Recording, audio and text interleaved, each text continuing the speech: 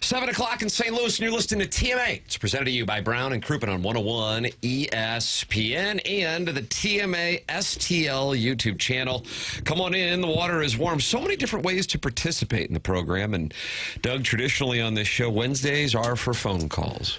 Yeah, I started talking to you a minute ago and realized the microphone wasn't anywhere close to my face. I've only been in the radio business a short while, and I'm just now realizing that there needs to be a microphone somewhat close. So I don't think I'm going to be much good to you today. Because you didn't have your microphone close to your face. I don't think I can recover at this point. Cardinals won last night. Now I'm feeling better. There we go. Okay. Some of those network guys just yell so loud, Doug, I don't think you need a microphone. Maybe that's it. Just whatever that hot take is, just scream it. Those are the guys who make the big bucks. Yep. Even if you don't believe it, just scream it. Mm-hmm. Yeah, that is the industry. Your thoughts on the industry, 314-974-0101. Could be the whole show. I would like that. I would actually as well. Collier and Thompson phone lines, 314-974-0101. Air Comfort Service text line, 314-399-9646. And then you got the Michelob Ultra YouTube chat. That's youtube.com/TMASTL. And 57 people just were waiting for us, Doug. Well, that's Maybe nice. they stayed up overnight. Kind of like you get to Bethpage at 4 in the morning to get your tea time.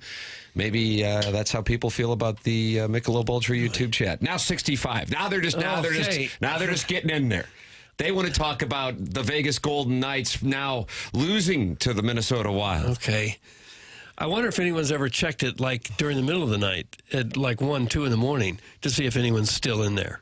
Just start talking with each other? Yeah. Just waiting and lurking. There's probably a few. Jackson, does it work that way, or do you turn the stream off? It's a good question. It's a great question, Doug. So usually I will make the live stream for the next day around the mid-afternoon portion of the day prior.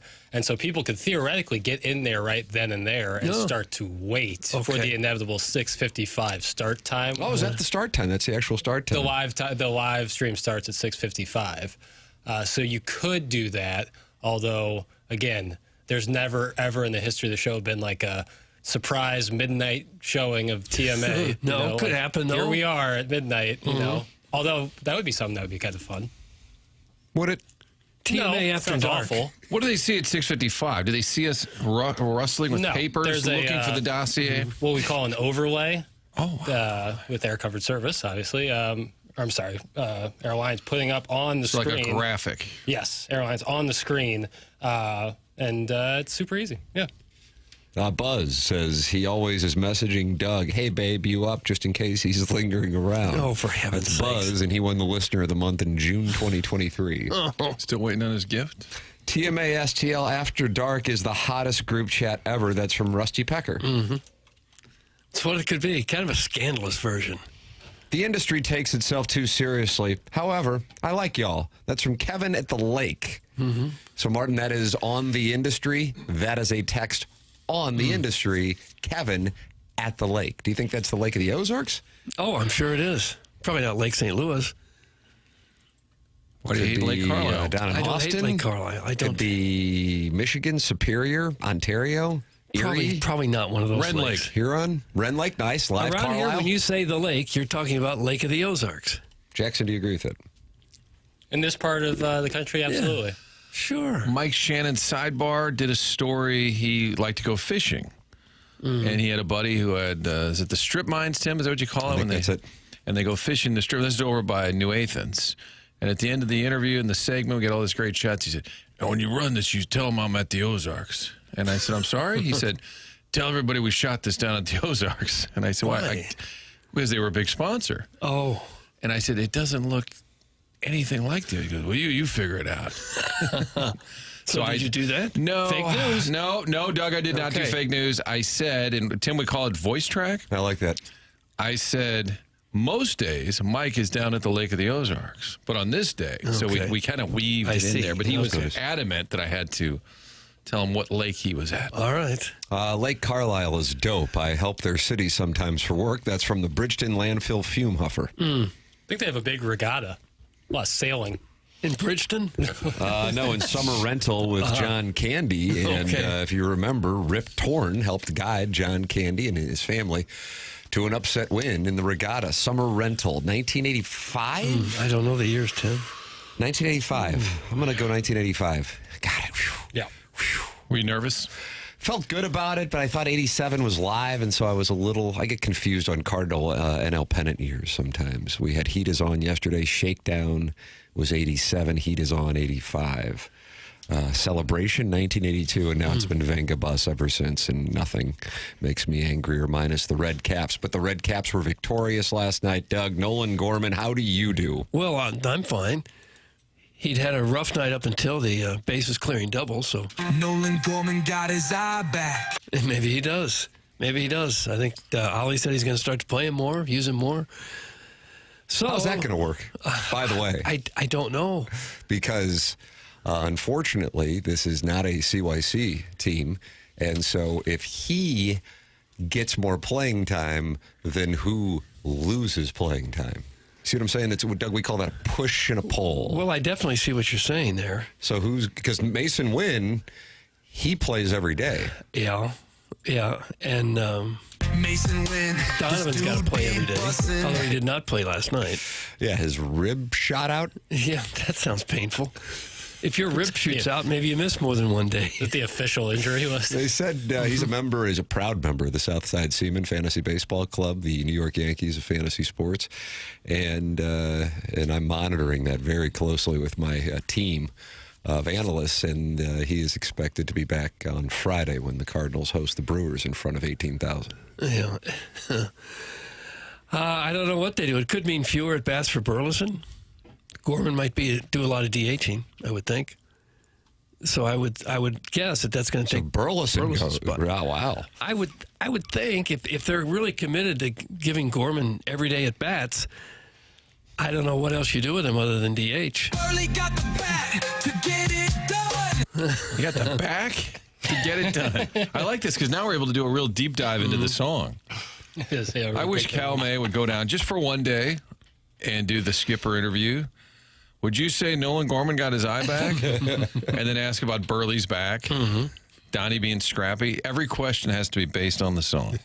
I would enjoy that. I would like to tip the cap to Doug, who called the demotion of Ciani. I didn't think they would do it. Yeah, because you didn't want to see the pleasant gentleman go. No, I didn't want to see him go, but it just seemed to me like he was one guy that they could replace. They already have his skill set in Victor Scott in center field. And Baker gives him a home run bat off the bench, and Sajasi gives him a backup shortstop and middle infielder. So, well, I disagreed with you because I thought it made sense, but I didn't think it would happen. All right, Jordan Walker now has to play the whole game. Got legs like a trunk. Well, I think he can handle that. Victor Scott, by the way, playing in his hometown, having a nice little tour down in Atlanta. Mm-hmm. Story in the Post-Dispatch this morning about how he was going through what was SunTrust, Doug, now Truist Park, with his girlfriend Lo. So many years ago, they were on the concourse, and he pointed to center field, and he said, "I'm going to play there one day." Oh, did he? And he reminded her of that story when he was in center field on Monday, and he had a huge group of fans there, friends and family, and had a big game. I said that same thing walking through Busch Stadium when I was a kid. I pointed to center field. Someday I'll be out there. And instead I wound up covering high school sports in Rochester, Minnesota. Kind of the same. So sometimes the dream works. Sometimes not so much. You didn't point to the press box and say, I'll be the next? No. Yeah. The Cardinals win the World Series in the most famous game in the organization's history. I'll be out in the right field parking lot. That was the dream. Yeah, you pointed to the parking lot. Well, one day I'll be right there. When David Freese, a kid from St. Louis, hits a home run to win the World Series, I'll be on KMOV telling people that it's going on behind me in this building. On another station. I'm television's own Doug Chandler Hill.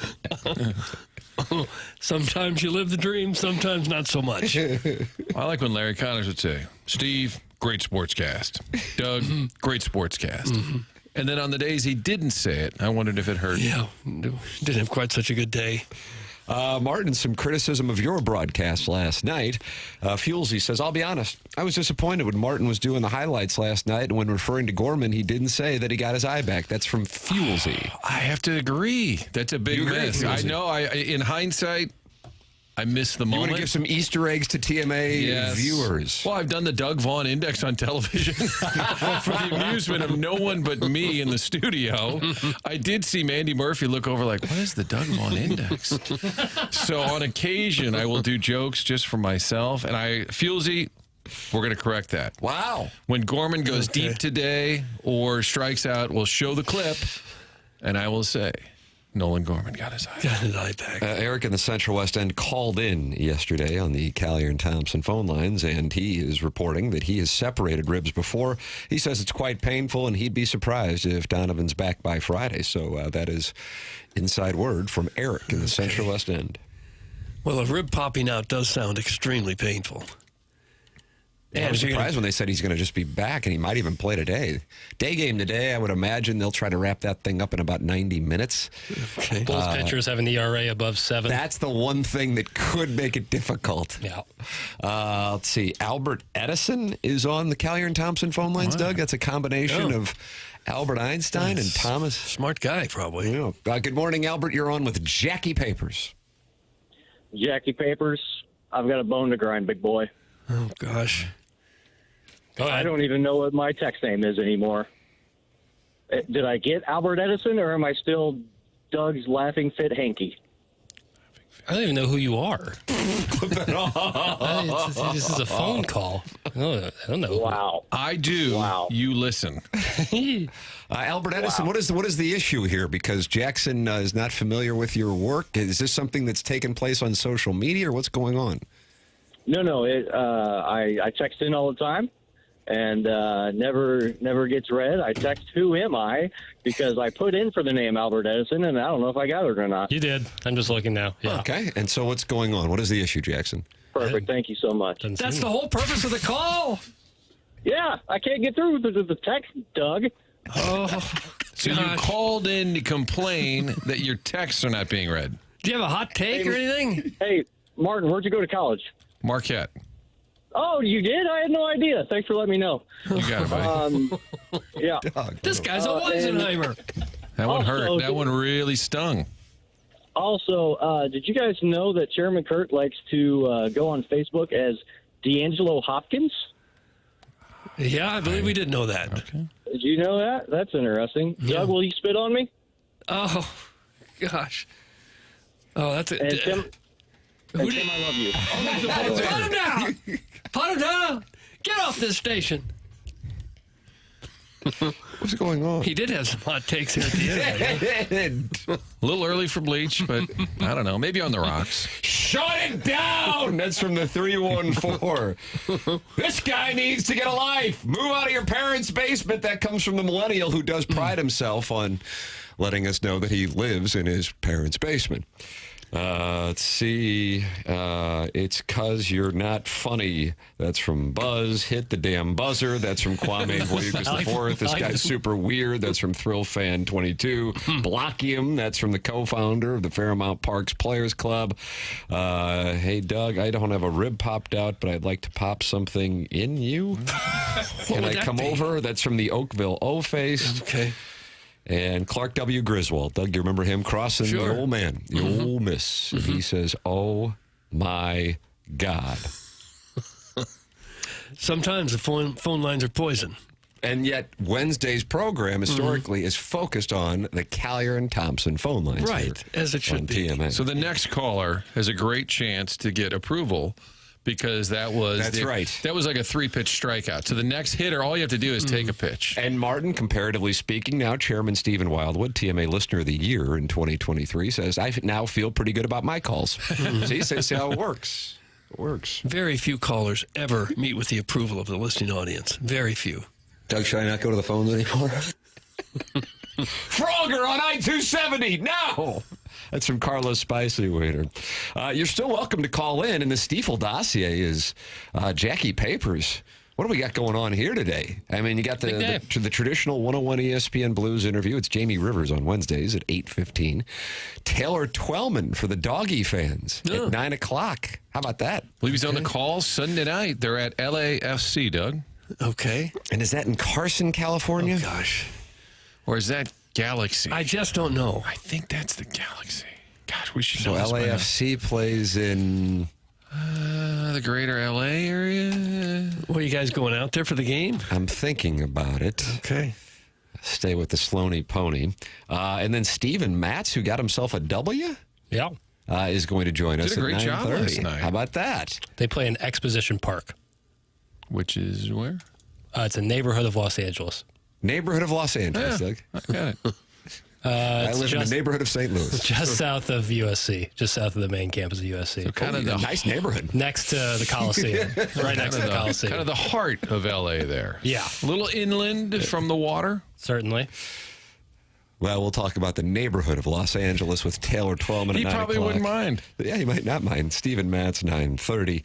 And you can email in for the Design Air Heating and Cooling email today, the morning after at InsideSTL.com. Design Air is online at DesignAirService.com. Doug, I bet you woke up this morning, you saw the sunshine and thought, my goodness, am I living in South Florida? Beautiful. I mean, the weather yesterday, beautiful. The weather Monday, beautiful. The weather today, beautiful. And let's see what I got here. High of 78 and sunny throughout the course of the day. How do you do? Well, I'm fine. Weekend forecast looks glorious as well. Now we're enjoying it. These are the solid days. And when the Blues win the next 3 and then get that Friday night game, May 2nd, what is now being known as, and I don't know if generous executive Mike Caruso is going to promote it as such or not, the Sundress Special in St. Louis. Wow, that will be a sign that the warm weather is here in St. Louis as the Blues advance to the second round to take on the Colorado Avalanche, setting up a surprise matchup with the Minnesota Wild in the Western Conference Final. The two wild cards playing each other. Are you saying fans are required to wear sundresses, or just it's suggested that they do? I'm pro-liberty and I'm anti-kink shaming. However, I think a lot of guys and some ladies will wear sundresses to Game 6 on Friday, May 2nd. 7 p.m. puck drop, too. It would kind be of a fun surprise. look for the crowd. Kind of a surprise. I guess all the other series must have shut down for them to put St. Louis and Winnipeg in the primetime slot. Good to see the Florida Panthers and Tampa Bay Lightning got a chance to play a game last night. They finally got their series underway. Matthew Tkachuk is back, and you're going to be in trouble. Hey la, Walt's son is back, and he scored. Brady Tkachuk, he got out there. Guess what he did? Scored. Aye. But Matthew got 2 goals. the Senators tied it late against the Leafs. Craig Berube was looking at that iPad going, I think we challenged it, but then we miss it, and then we're giving up a power play. Chose not to, and then the Leafs were able to win it in overtime, so the Senators now down 2-0 in the Battle of Ontario, the Battle of Florida. The Lightning now fall behind the Panthers with Matthew. I was wondering how healthy he would be. Clearly, he's doing just fine. Meanwhile, the Wild go into Las Vegas, and they get a split. Beware the Wild. They're healthy. They weren't healthy. They were damn good early in the season. Lost some players to injury. One of the sickest passes you'll ever see last night from Kaprizov that set up a goal, and Minnesota goes into Vegas, and they win, heading back to St. Paul for Game 3. Doug, there is your NHL Stanley Cup playoff update. It was a heck of a little update. I'm thinking that this might be the Toronto Maple Leafs year. Ooh, It just kind wow. of feels like it. How do you do? With the chief at the helm up there, and certainly they got the do factor on their side. They're playing very well right now. Played well right at the end of the regular season. I think they might be the team to beat. If it can't be the Blues, I would want it to be Toronto. We talk about Winnipeg and all their failures. I was looking at the Toronto playoff exits. It's not. It's 2017, 2018, 2019, first round, 21, first round, 2022, first round, 24, first round. And of those, we had 4 Game 7 losses. Brutal. And if I'm not mistaken, there's been some 3-1 leads that have been lit on fire. So they have, I mean, for a city that in the middle of August is talking about the third line, just lives and breathes hockey. Probably the hockey capital of the world. Yeah. I mean, maybe in Canada they'd say Montreal, but man, Toronto lives and breathes hockey, and they just can't do anything in the postseason. Yeah. If Chief gets through there, can you imagine? I mean, he's got the statue. He's got the free drinks at O.B. Clark's for life. Toronto, they'd name him. What do they have dug up there? A prime minister? I believe so. Probably get all of that. Yeah. Well, I'll root for them. Again, if it can't be the Blues, it'd be fun to see him win. How about a Leafs-Canadiens Eastern Conference Final? How do you do? Well, I'm fine, but Toronto would win that. Is that right? Well, sure they would, yeah. I think a Blues-Leafs final would be great. Oh, glorious.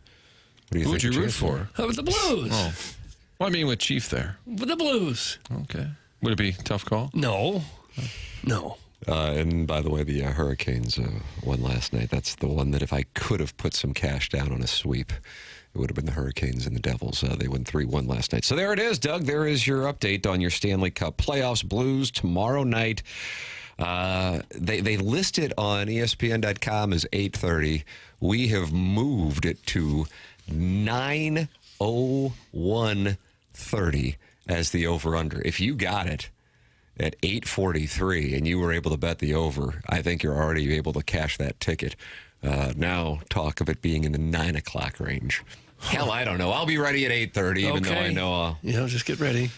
and then I'll try to watch the first period, and then I'll take my pills, snort them up, and I'll wake up at 4:30 to watch the final couple periods. And then the Blues will cut the series to 2-1, and we'll get ready for a Jim Dandy, a little Sunday matinee special, Stanley Cup playoff. Hello, friends. Now, do you mind if I do a little crowdsourcing? Sure. These games sometimes get pushed back because a game earlier in the evening goes long. What do they do if that earlier game goes into a couple of overtimes, and now you're not just 10 or 15 minutes late, you're an hour and a half late? Sure, I've seen this happen before, and what they do is they just put Joey Vitale up on the Jumbotron, and he just kind of riffs. What could go wrong? It's like juggles. I mean, they start it anyway, don't they, and move it to another auxiliary channel? I would think that they would offload it to I mean, you can't have the fans just sit there for hours waiting for a game in another city. No.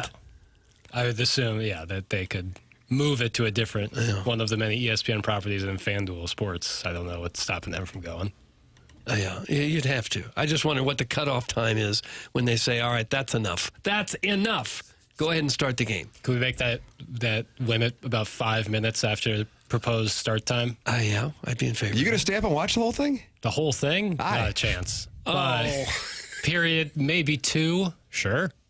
What if we're tied after 2 stanzas? Fight Blue Note. Beat Jet. I can wake up in the morning and watch the condensed version of it. Well, what? Sleep is important. Well, based on the first 2 hockey. games, I'm okay if you don't watch. No offense, but I'm kind of a superstitious person. Yeah. So if you sit this one out, I kind of want to see if they do better. No Okay. offense. That will be no problem to me if that's what you guys want. What do you think? I don't know. I think that'd make you happier, and I think that'd make the audience happier. I don't think people tune in for your hockey perspective. They tune in for Not yet. Oklahoma City and Memphis recaps. Thunder continue to dominate. Doug, do you like the shirts they wear in Oklahoma City in the crowd? No, I haven't seen them. Looks like a COVID game, doesn't it? With the cardboard cutouts? Well, yeah. Well, if they go with the white T-shirt, it looks really cool, and then when you go with the blue, it's like they just look like seats. I went with the 3-panel on YouTube TV last night for the city and Memphis, and then the Leafs and Senators and the Battle of Florida with the Lightning and the Panthers. I'm like, what the hell's going on in Oklahoma City with the crowd? Yeah, and that 3-panel, it's just so. I tried doing Knicks, Pistons, and Blues game on the 2-panel. Yeah, I know a lot of St. Louisans did. Yeah, it was a popular move. You just can't see a thing, especially with hockey. I could not. I had no idea what was going on. So I just, what I did? Some people might think I go Knicks, Pistons, and just flip that on. Nope. I just said, all right, dedicated the TV to the Blues game. Look at this guy, 3.5 years into 101 ESPN, and he decided not to watch the Knicks and Pistons with the Blues playoff game on. That's right. All right. Yeah, where's my medal? Talk about a you'll get one. Now Thank you, watching Martin. Pistons Knicks. Wow, this guy. Francesa was not happy, by the way, about the Martin. I know you always enjoy Mike Francesa. Take a listen. He's doing his Bet Rivers program, and he is not happy with the Knicks. Jackson, you got it. Yeah, here's the audio. 4 guys watching one guy play basketball is not an offense. I don't care what your name is, and Brunson is not Michael Jordan. Okay, he's an effective scorer. He is a cunning player. He is a very shrewd player. But a lot of what he does is got to be him initiating contact, flopping, head fakes, bouncing. He's on the floor the whole game. That is not an offense. And if these guys aren't going to touch the ball and then you're going to throw it to them in big spots at the end of the game when they haven't had anything to do with the offense the entire second half, they're not going to make the shots. Okay. I've been mad. Did you Cunning like that player. Tim? I like cunning player. I don't care what your name is. Does Francisca have kids? Because I wonder what kind of... Yes, he does. Okay, I wonder what kind They're, of in their dad 20s. I was going to say, probably older. And then I think he has a couple, like, really young ones, even though I think he's around 70. Yeah. I'm wondering what kind of dad he would have been with the kids' teams. You know, when they bat his son or daughter ninth in the lineup. You think he might have? I can't see him remaining silent on the sideline. Gosh. There's almost no history of radio people yelling at coaches when their kids play sports, though. Martin, is that a shot at your St. Clement? Can't think of anything. That was the dean of DePere. And Coach Church wanted to compare records. I said, nah, we don't keep track of records on here. You're welcome to get involved. Obviously, off to a great start with the phone lines. 314-974. It killed it. It was the end of Call-In Wednesday. Never. 314-974-0101. Callier and Thompson. Phone lines, Jamie Rivers, Taylor Twellman, Stephen Matz, Design Air Heating and Cooling. Email the day. That is your Stiefel dossier. Design Air is online at designairservice.com. Martin's a client. Doug's a client. I'm a client. If you run into any HVAC issues, you go to designairservice.com, and Seth Goldcamp's team will be on it and take care of it very quickly, and there will be no upsell. I got upsold the other day, not with HVAC, different industry, and I'm like, I said to the tech, I said, I get you got to do it. And I respect it because you're doing what your employer asks you to do. But I said, I'm not interested, and here's my reasoning. And I gave him my reasoning, kind of like Don Corleone. Was that to Salazzo, who was played by Joe Torre? Am I correct on that? It looked like Joe Torre, younger version. So you're not going to get that with Design Air Heating and Cooling. Longest running sponsor on TMA, online at designairservice.com. This is TMA 101 ESPN.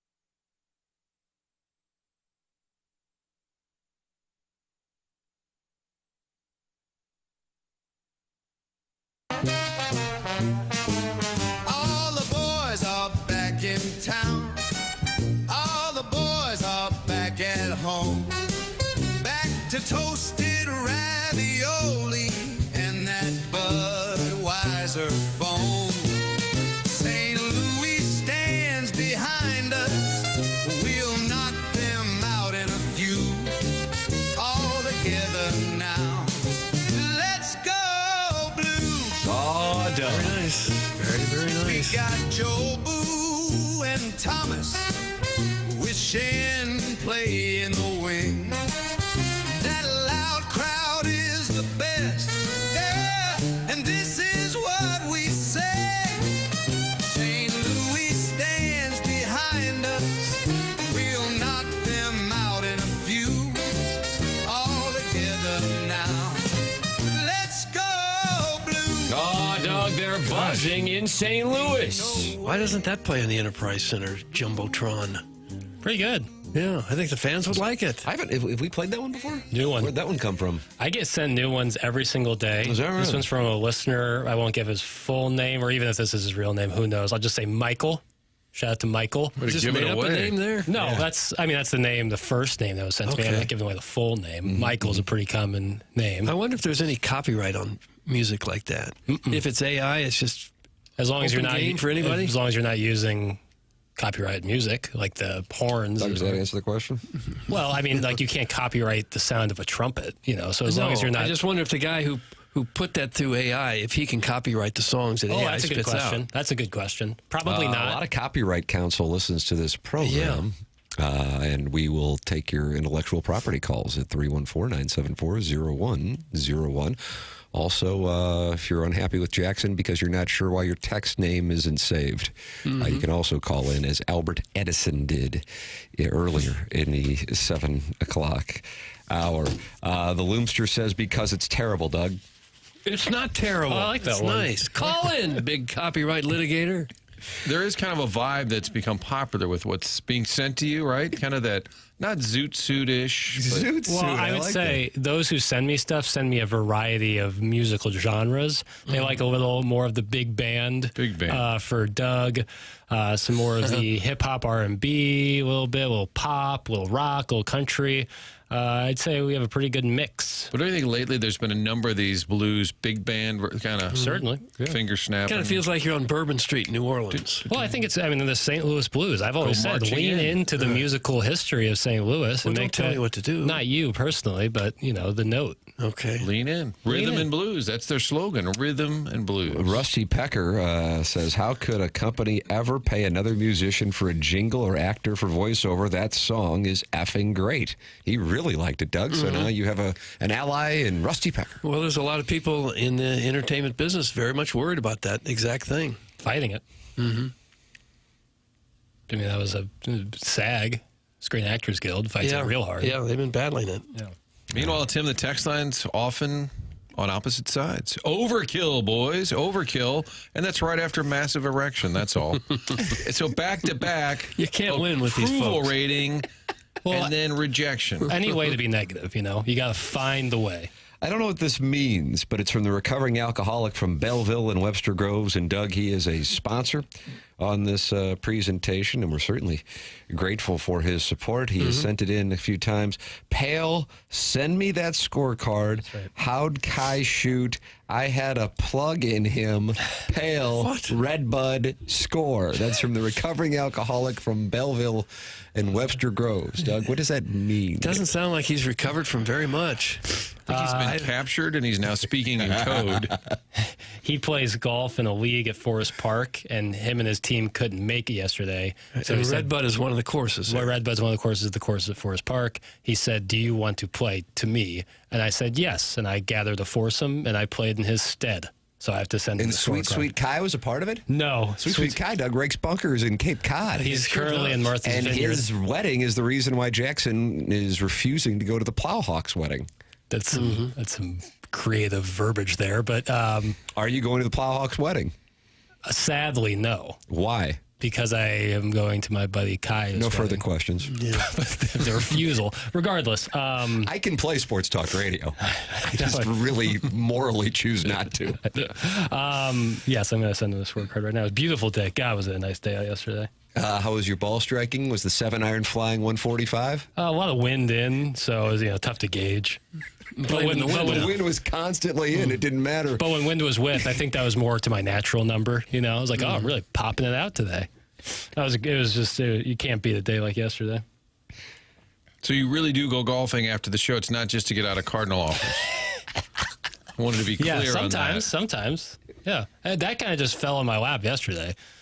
Which I would have been sad if I Guy fell in his lap, Tim. Hot. If I had a nickel. No, I enjoy. I would have been mad if I didn't go outside and hang out yesterday because it was so nice. I mean, so nice. Well, it sure was. I'm glad you were able to hang out and hit this 7-iron 130, 35. If I goose it, maybe about $1.50. You're welcome to call in, chastise Jackson for his 7-iron distance at 314-974-0101. Collier and Thompson sponsor the phone lines. Then you got the Michelob Ultra YouTube chat where 207 friends are in there talking. And Percy Blumpkin is one of them. And he says, last time I played at Forest Park, a group of locals were taking family pics in the bunker acting like they were at the beach. No, stop. Stop. No way. There's no ocean behind it. No way. Is that a real thing? I don't know, There's a pond or two. I don't know if the bunker. I guess the Grand Percy Basin. Blumpkin calls them a group of locals. I'm trying to think. There's no bunker big enough there to even do something like that. That'd Is be really Redbud funny. the par 3? No, sir. The course at Forest Park have 3 9-hole courses. Redbud is the one along Skinker. Where you can hit a car. Yeah, big time. It often happens, I think. Or someone getting some exercise in, running up and down Skinker, heads up. Forest Park is really a gym. This is not really a hot take, but when you're there and you see all people running and walking and you see guys playing rugby and golf and riding bikes, it's really, there's a lot of energy there. Right in the heart of the city. 8 times as big as Central Park. Yeah, it's huge. Is that right? 8 times. It doesn't feel that way, but I've often heard that stat. Because when you're in Central Park, it feels massive. Yeah. It feels similar. But if you have out-of-town company, Doug, I want to call. I think that's a thing. I can't imagine that's the case. But Jackson, I feel like would kind of know this. It's 1,300 acres. Forest Park is approximately 500 acres larger than Central Park. But then that wouldn't be 8 times as large. Am I correct? That's all the stat I was told. We got to figure out, there's 2 Yeah, there you go, golf Tim. So courses. shut it down, Tim. That's what he was told. I felt good. I'm like, I got pocket 7s. He might have king, queen. I don't know. I'm ahead. I got a call. There's one golf course with 27 holes, and there's another one with 18 holes. Just that's a lot of territory. No, only 9 holes at the Highlands. The Highlands got 18, doesn't it? Just 9? Oh, boy. I'll take your Forest Park Christmas. Home course. Home So course. there's 36 held up. holes. Home course of Yore will do Rams. Now I'm going to ask, Yeah, is it Highland? What? The other course that I thought was Red Highlands. Highlands. The Highlands Now Golf you and said that Tennis as he Center. mocked me. I didn't mean to. I Were worked you there a member? forever. I worked there for 5 years. Doug, to your point, if you have out-of-town guests and you don't know where to take them between Webster and Cotterville, you settle on Forest All Park. right. Not 8 times, sorry. That's what I was taught. I was told, I swear, I can think about it in my head pictures. How much 8 bigger times. is it? I was told bigger. 8 times. It's bigger, it's but not bigger. that much bigger. Sorry. So it's almost the same size? Let me have it. It's fine. No, it's going to be the biggest affront to these people's day. Nice Forest Park stat. Jesus, that's from Big Tuft. He's not happy right now. So they're almost the same size? Let me guess, Central Park is now bigger than Forest Park? Forest Park is bigger. But Doug, to your point, a nice leisurely drive with out-of-town company, they are impressed. Yeah, it's a great place. It really is. Why don't we do Crown a show? jewel of the Let's city. do a show from Forest Park. We'll just be sitting in the middle of the cricket fields. Hey, Tim, pick me, Tim. Hey, Tim, did you know that the moon is 5 times bigger than Wet Willie's? Oh, then I think he meant Wally's on 44. Yeah, it's a nice big gas station, but it's not near as big Go as to the moon. hell. Jackson's. That's like Plowsy level math. That's from the 480.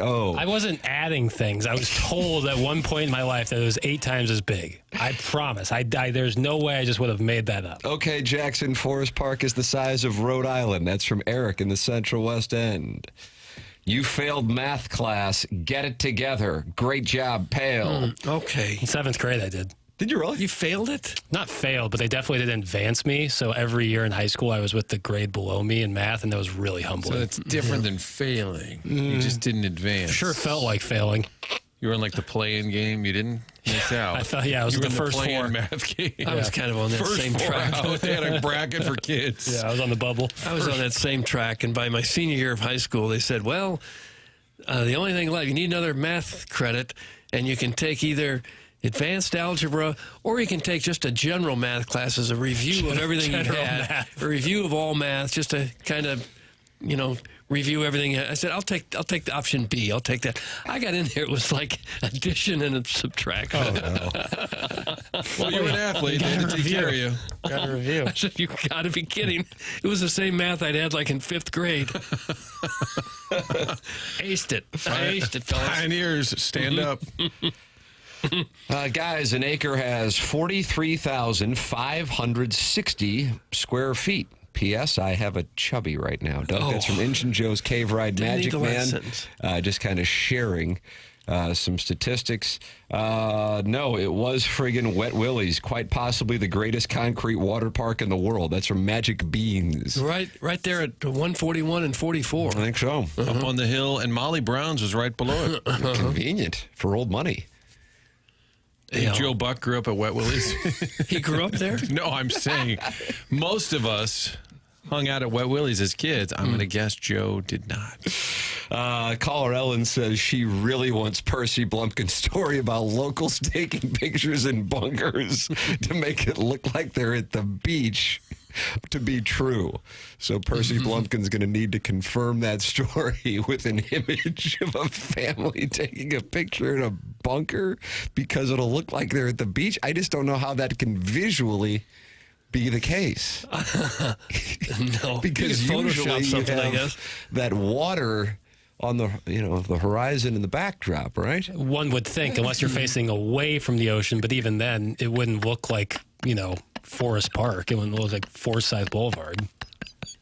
I didn't know that was a thing. Yeah, I that would be really surprising.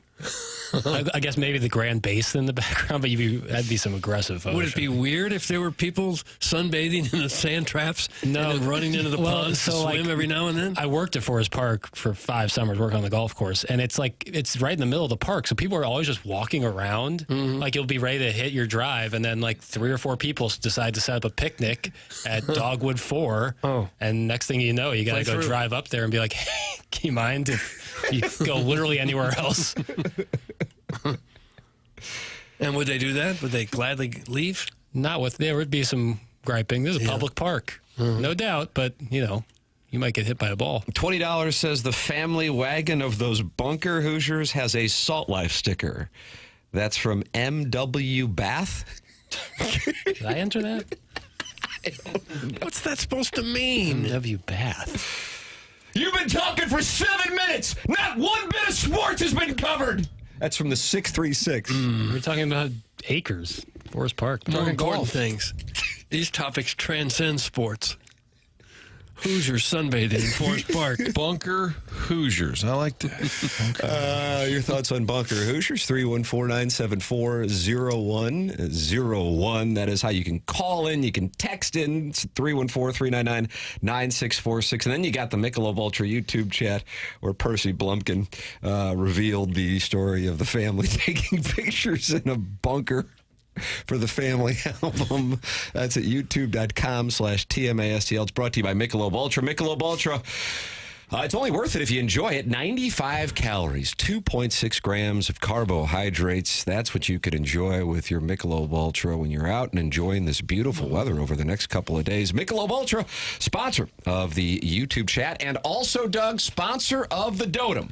And you will be able to register your foursome for the return of the Dotem Friday at 8 a.m. on 101 ESPN. .com. That's right. The Dotem is back. It is a TMA staple going back to 2016, and it is presented to you by Michelob Ultra. It is taking place May 29th and May 30th at Oak Valley Golf Course and Resort, partnering with Brian McKenna's family on this event, and therefore a portion of our proceeds benefiting the St. Louis Hero Network in honor of Brian McKenna. We've always had a charity charity partner for this event. And this year's charity partner is the St. Louis Hero Network in honor of Brian McKernan. Get your foursome together and then register on Friday at 8 a.m. at 101ESPN.com. I believe all in, it's $170 per golfer. I believe that is the total, give or take a couple dollars. But either way, that includes your golf. Also, it's going to include the putting green, so that's big. The putting green's going to be included. Nice. But it also includes breakfast from Donut Drive-In, lunch from Lee's Famous Recipe Chicken, all your Michelob Ultra throughout the day, and then an after party with food from Texas Roadhouse on Thursday and Super Smokers Barbecue on Friday. So your golf, your beer, 3 meals. Get your foursome together. 101ESPN.com, May 29th and May 30th at Oak Valley Golf Course and Resort. Registration opens this Friday morning at 8 a.m. with a portion of the proceeds benefiting the St. Louis Hero Network in honor of Brian McKernan. You can find all the Dotem information now at 101ESPN.com. Jamie Rivers, 8:15. Taylor Twellman, 9 o'clock. Stephen Matz on his way to the ballpark? Probably already there, Martin. I was there, yeah. It's an 11:15 Central start, so I would imagine he is already there, fresh off of getting the win last night. The program's called The Morning After, and it's presented to you by Brown and Crouppen on 101 ESPN and the TMA STL YouTube channel.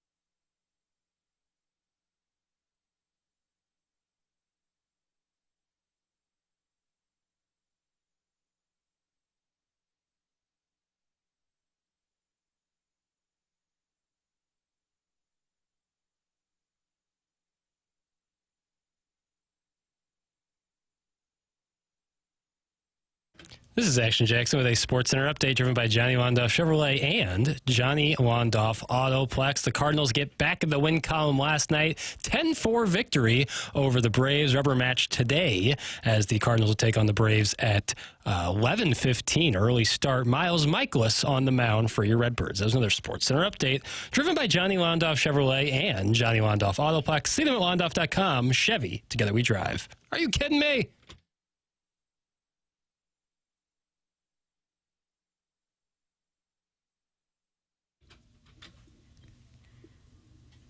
Doug, another blues song.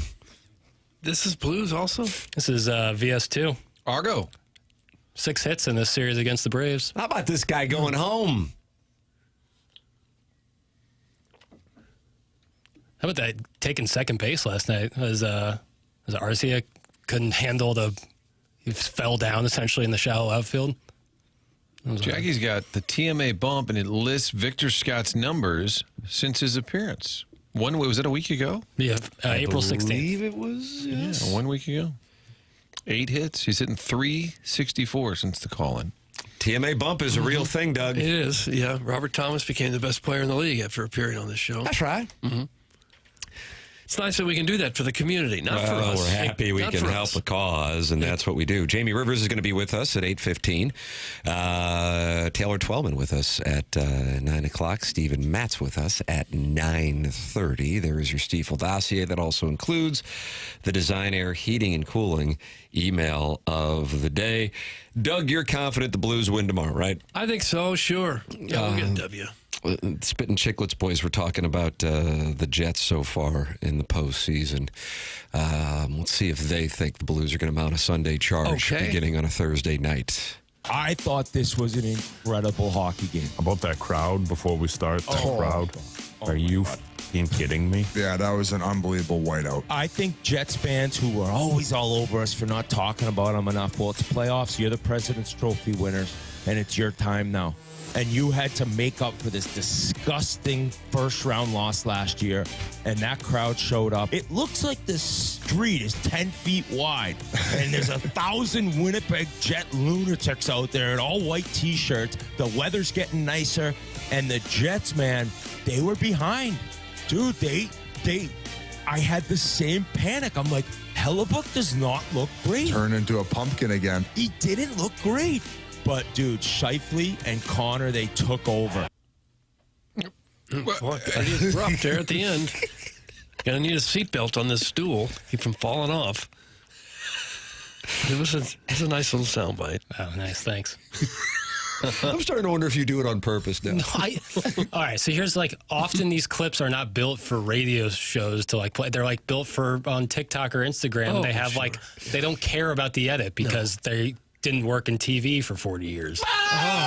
Wow. So they arrive that way. You're not having the abrupt hit. You're saying that's how it was offered. Almost, we're working at about a 98% clip. Okay. I didn't know that. I thought you were post-game, manager stuff or Montgomery. Yeah, that's me. I'm finding the exit point on that.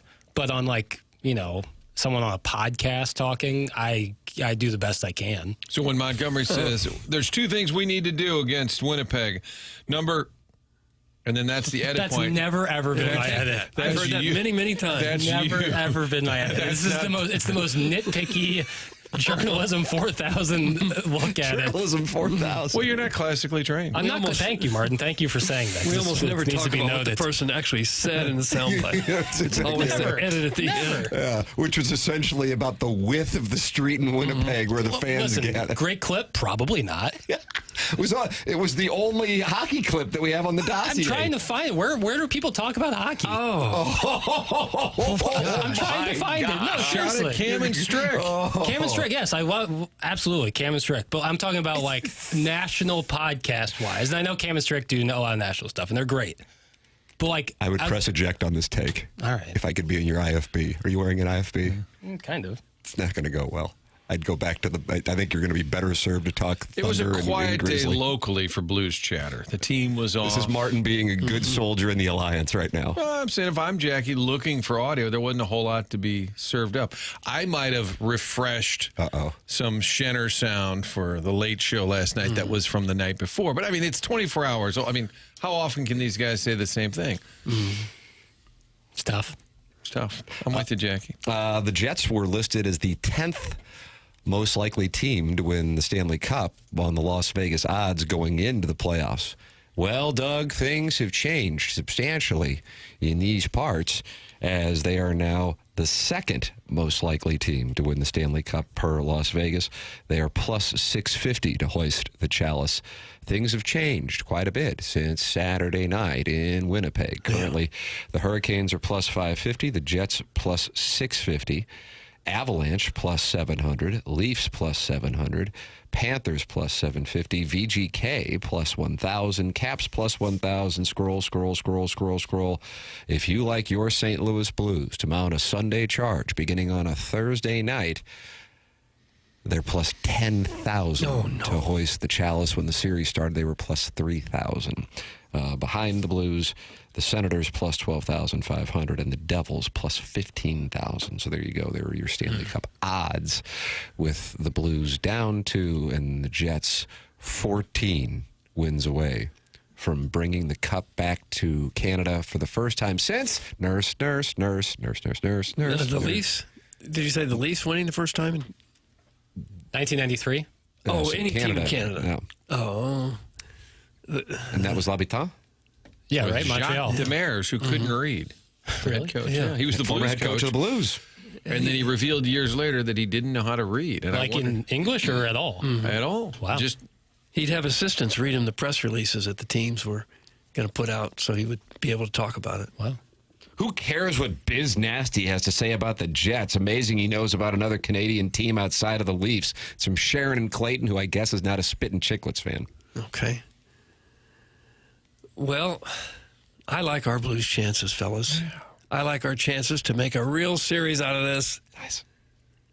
And you think they win it in 6 on that sundress special on Friday night, May 2nd in downtown We St. may have Louis? to go back to Winnipeg to win Game 7 there. Okay. So how does it play out? They win tomorrow. They got to win tomorrow. Win the They're not 2 coming here. back 3-0. Yeah, win the 2 both here. Yeah.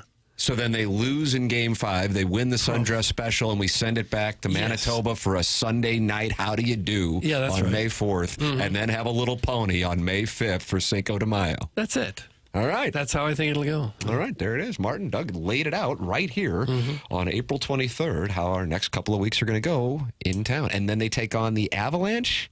I think so. Okay. I think so. And then once they get past the Avalanche, who do they meet in the Western Conference Finals? Probably the Wild. Wow. Yeah, probably the Wild. This Doug Vaughn. Here comes Minnie. And you say Chief is waiting for him with the chalice? That's right. That's right. And you'd still root against Chief if the Blues are in it? Yes, of course. Okay. But for him against anyone else. Okay. Blues knotted up 2-2. You can book it. That's from Big Don Johnson. So we're receiving some 5-star locks coming in here from the texters. Binners won 11 in a row at home. The teams won 12 in a row at home. That game they lost to Winnipeg, which kicked off the second half, that was a Hofer start, Doug. So we got Binner with that winning streak, Blues winning streak. 2 in a row, not unthinkable. No. Not unthinkable. Now, when you've won 12 in a row at one point, you can certainly win 2 in a row. Put a little pressure on them. Maybe bump into Hellebuck a little bit. Run him. Torpchenko, be big for us. I do think that tomorrow night is going to be good entertainment from the standpoint of it being feisty. Because I think they kind of know that's the way that it's got to go in order for them to win this thing. So I think you're going to get some good entertainment. I could be off the mark on that, of course. Well, I mean, Doug has already mapped out the way that this is going to play out over the next 7-8 weeks. Right. But I think from a entertainment standpoint, Game 3 is going to be a Jim Dandy because the Blues are desperate as hell. They know they're up against a team that has a system that smothers them, so they got to somehow knock them off their game. And you obviously saw what the strategy was based on the way they came out in the first couple periods against Winnipeg in Game 1. see what they pull for tomorrow night's festivities. And you got the late start. The crowd will be, they used to always just say they're a little lubricated, which is a polite way of saying everybody's hammered in the building. Might not be a bad idea to sign Cam Jansen and have him put Connor and Scheifele on his dance card. Rough them up a little bit. And he could still score. Chaser game. I saw him and I said, hey, Doug said you had 3. He goes, 4. 4. Nice, Cam. He had 4. Corrected me. Well, it does seem like they need somebody to get in those guys' faces. Yeah, rough it up a little bit. Probably won't be Cam, although he could do it. They need somebody out there to make life really difficult on those two. The Blues are winning the Cup. You heard it here first, folks. It will done. It will done. It will get done. I will be done. Proofread before you hit send, please. It will done. I do. You listen. It's a great hot take to have because nobody will remember it. But when they do win, then you call it back up. You think Sharon's husband bought all these timeshares all over so he can hide from all her yapping? That's from 2023 and 2024 Texter of the Year Arbor Day. He's saying Sharon is doing some yapping? That's what Arbor Day says. She's to me the A-list star of the Real Housewives of TMA. That is what I think we can count on. And she's gaining favor with me by saying, totally agree, Tim. Tomorrow night is going to be wild. Any Jets fans sitting in my section and start chirping, I'm a cut a biatch. Let's go Blues. Sharon and Clayton. You might want to have the cameras there for that. For the Real Housewives. She's going to cut a bitch? Is that what she's saying? That's what she says. That is right here in the Air Comfort Service text. She's ready for this thing. That think there's going to be some. You think there's some people coming in from Manitoba who are getting ready to get cut? It sounds like the tease video by a lady from Clayton. For the Real Housewives of TMA. That was your tease video. I'm a cut a bitch. Yes, we're the Real Housewives of TMA. There's a metric for everything. Do you think they can determine most minutes listened on this show? Because Sharon would be yes, the app. There were some. Jesse Kioski, who handles the events and promotions for this program and has since we got to Hubbard 3.5 years ago, the TMA STL app, which of course you can download, the metrics, and what was it, Jackson? Do you have a point of reference? Doug was alarmed when he heard him.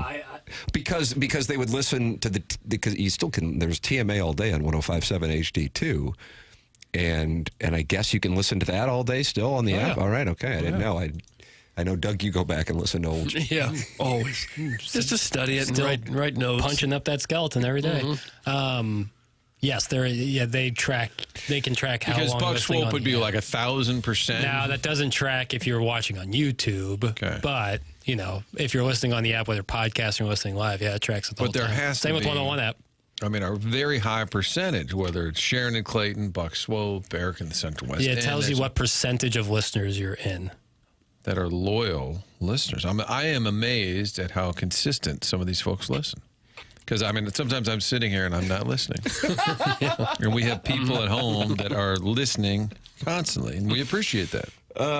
Guys, my neighbor Terry is from Manitoba. Can Sharon shiv her? Oh. That's from the 314. Sounds like there's some tension in this neighborhood over a Manitoba transplant. He wants his neighbor stabbed? My goodness. Sharon's going to do hits? That's what's going on in the Real Housewives of TMA? You're really taking it up a notch with this show. Ratings month, you have a good shiv, Doug.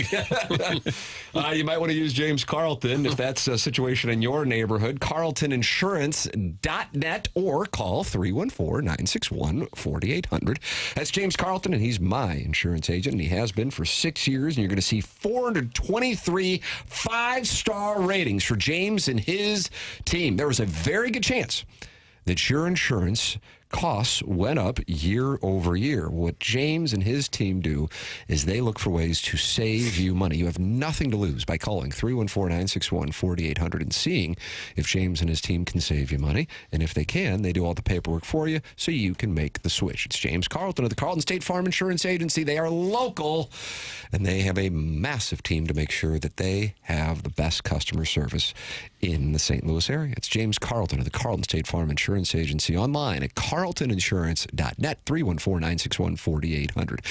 Jamie Rivers is going to join us on the other side of the break. Taylor Twellman at 9 o'clock. Stephen Matz from Atlanta at Truist Field, where the Cardinals will take on the Braves at 11:15 today. And then the Design Air Heating and Cooling email of the day to wrap up the program. There's your Stiefel dossier. This is the Morning After, presented to you by Brown and Crouppen on 101 ESPN and the TMASTL YouTube channel.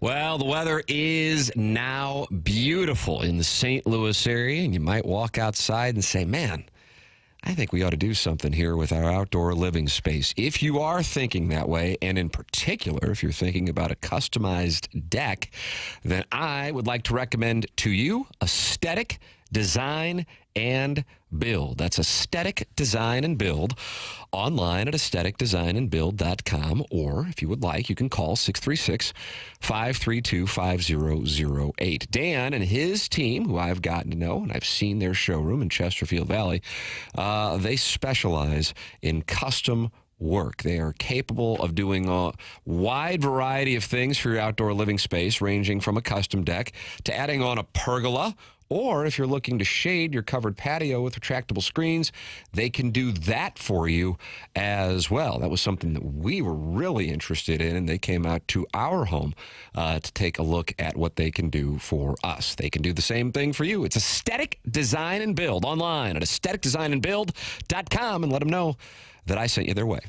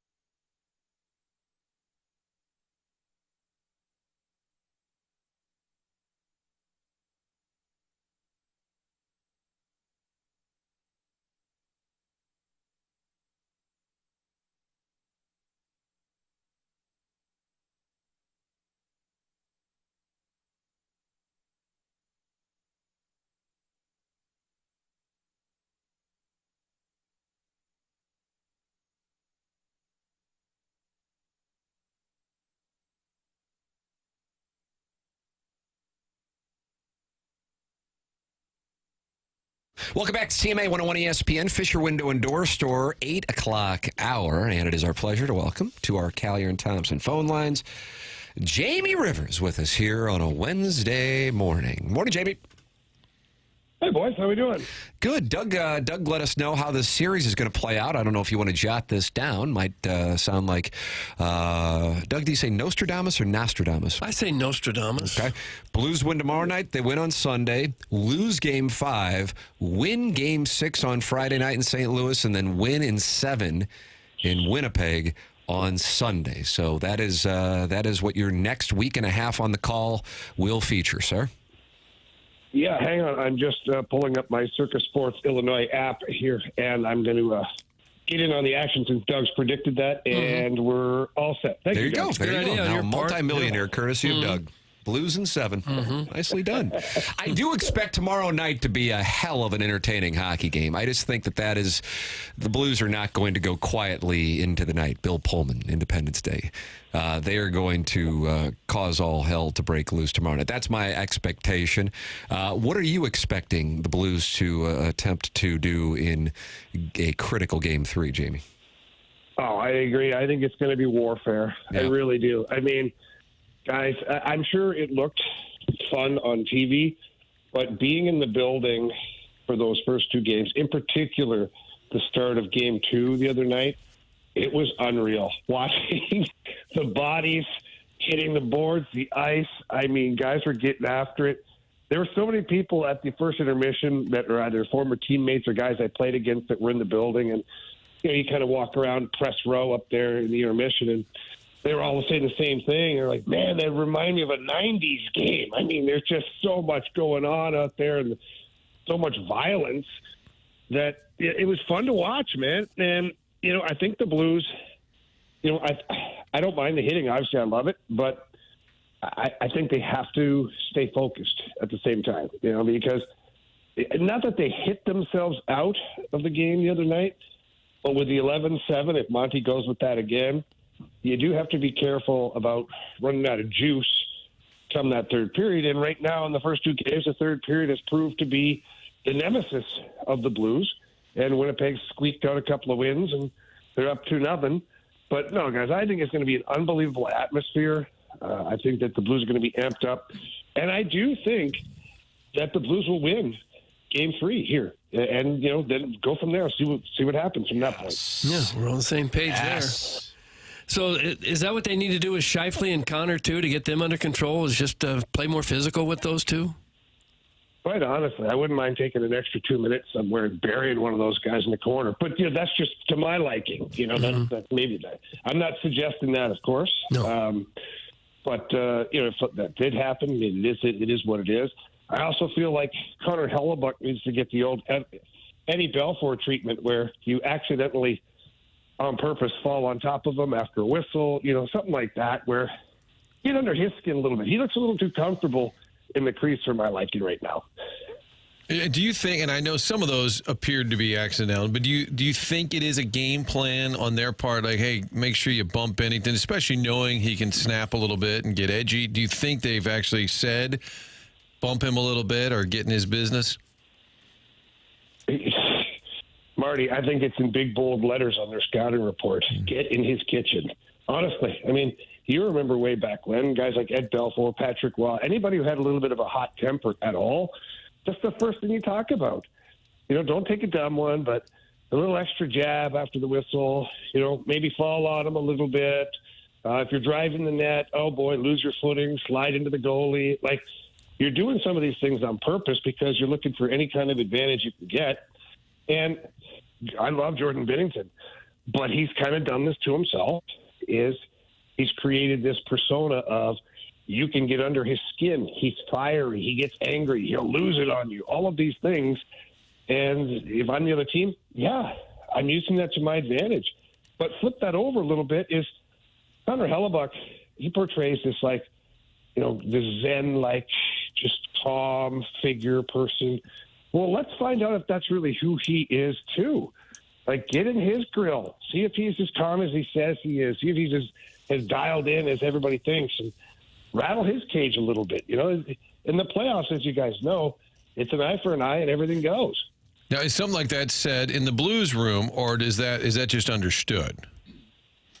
Oh, I'm sure. I don't know what's said in the room anymore because I'm not in there, but I do know what was said in my day, and I'll never forget.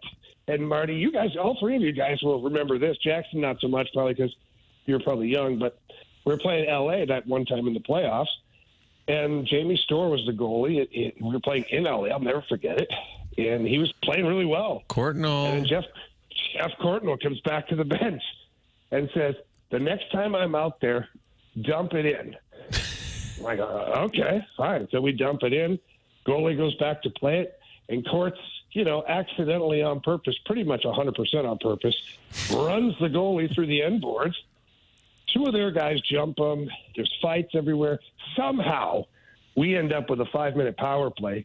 We were down 3-0 in the game, came back, win the game, and then we took the series 4 straight. So, how about that? Is it discussed in the locker room? Absolutely. On the bench, in the locker room, on the bus, on the plane, everywhere. You're talking about however you can gain an advantage to win the series. I would imagine you saw the festivities last night with the Leafs netminder and Ottawa. Yeah, that was interesting.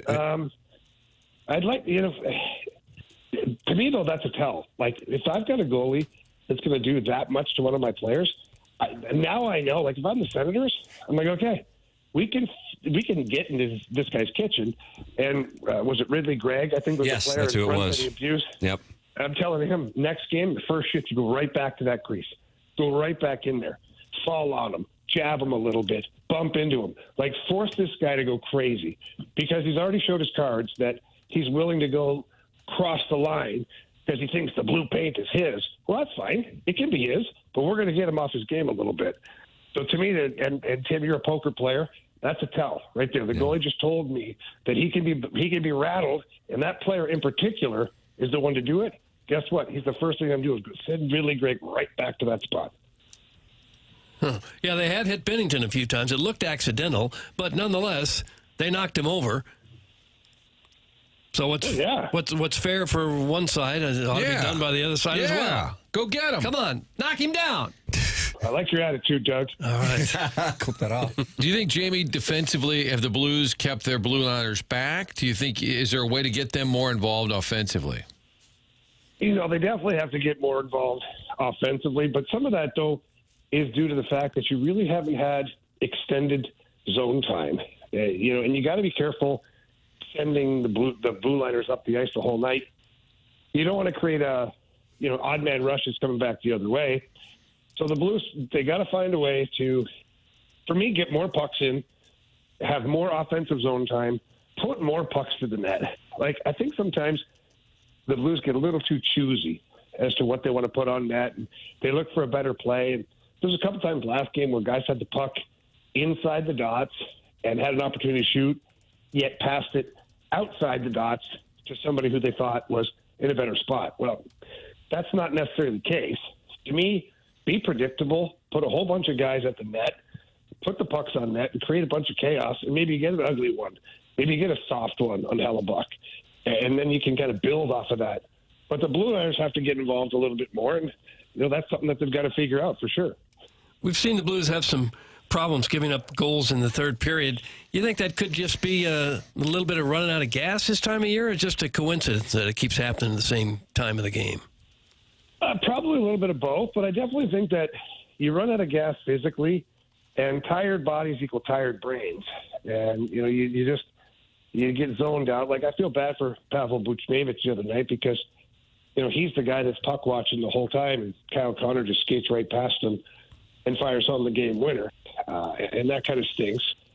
But, that's, again, maybe it's tired body, tired brain on that particular play. Doesn't matter what the case is. You have to stay sharp. Got to keep your head on the swivel. And I've always said from the moment when I was a player, you got to take inventory of who's on the ice against you. For me, when I was playing, if Mario Lemieux or Wayne Gretzky were out there, or Yager or one of those guys, first of all, I knew I should get the hell off the ice. But second of all, you have to know that they're out there because they're dangerous and you can score goals. And the flip side of that was I also had to know if there was guys like Rick Tocchet, Ty Domi, Bob Probert, all these guys that could end your night in a hurry if you're not aware of where they're at. So I always tell players, take inventory, know who's on the ice at all times, know when there's a line change, know where your guy's at. I think that's part of the problem on that last one. Did you ever get really embarrassed where they said, Rivers, get Pronger out there. McKennis, what are you doing? Did they actually yell that? Lemieux's on the ice. Get off. Marty, have you not heard this story before about me and Mario Lemieux? I thought I told this on your show. Maybe it was on my show. We were playing the Pittsburgh Penguins. It was here in St. Louis. No, actually it was in Pittsburgh. My bad. And Joel Quenneville had said to me and Chris McAlpine, to be fair, we were 5-6 defensemen that year on the team. He said, listen, if Lemieux gets on the ice, no panic, just get off. Win the face-off, just get off the ice. And so I'm like, okay, fine. It's the second period. We're at the far offside dot, and Pittsburgh has last change. Well, over the boards comes Mario Lemieux, Jaromir Jagr, and I think Kevin Stevens. I mean, just a crappy line. And I start, from the moment he steps on the ice, I hear Joel, get off! Get off! I'm like, I can't. Like, the referee's like right there, and I can't get off. Like, you said once we win the face-off, just get off, Well, of course, we don't win the face-off. Pittsburgh gets full control of the puck, and Quenneville's still yelling, get off! Get off! Get off! I mean, it was nonstop to the point where the Penguins players were kind of laughing. And so now Lemieux and those guys are playing keep away, and Quenneville's face is purple. Get off! I can't get off. I literally yelled at him. I can't get off. And so finally, we do get possession of the puck, dump it in, and I get to the bench. He's like, hey, good job. I'm like, no panic, right, Joel? No panic. He said pregame, just get off, no panic, No panic, hey, Joel? And Joel had lost, I don't know, 3 pounds yelling, get off at me for 45 seconds. Boy, and the insinuation there, like, he's really good. Rivers, you get out of there. That's very insulting. Doesn't do much for a player's confidence. No. Didn't do much for my confidence, that's for sure, but it's a funny story to tell, and the guys had quite a laugh on the bench. You kind of shut down Lemieux and Gretzky both when you played, though, didn't you? I don't remember them doing much. Well, I actually had a pretty good track record. All jokes aside, I do remember playing against Gretzky a lot. Lemieux quite a bit when I was playing in Ottawa when he made his comeback. We were put out there to play against Lemieux the whole night. Had a good game. I don't think he didn't light the lamp too much, but it was always fun, like playing against those guys. Now looking back, like for me, when I look back at my career, it's pretty wild to say that I played against Gretzky, Lemieux, Lindros. I mean, anybody in that era. That I also played against Ovechkin and Crosby, like at the tail end of my career. So it's pretty neat to have that kind of in the memory banks of playing against so many great players. Jamie, matchup-wise, Robert Thomas, we don't know his health at this point, but is there a way where you take him off the responsibilities of trying to slow down their first line? Do you think that's a possibility to open him up offensively? I think you're going to see a lot of that, yeah. I think Monty's got to try and find a way to get those guys going. Right now, tied for your top scorers are Cam Fowler and Justin Falk in this series. You can't have that. As much as I like those guys and we encourage the defensemen to score points, they can't be your top guys. You got to find a way to get Thomas going, Boots going, Kyrou going. I mean, I think you're going to see. I think you might see some different line combinations. I think you might see some different lines that get put on the ice because of the last change that the Blues have. I wouldn't be surprised to see Braden Shen matched up against Scheifele for a lot of it because Scheifele doesn't particularly enjoy playing against Braden Shen, certainly the physical side of it. Now, who do you put with Shen to play with those guys? I don't know. I think you're at the point of this series where you've got to figure it out quickly because that top line, they're the only reason you're losing this series is because their top guys are getting it done.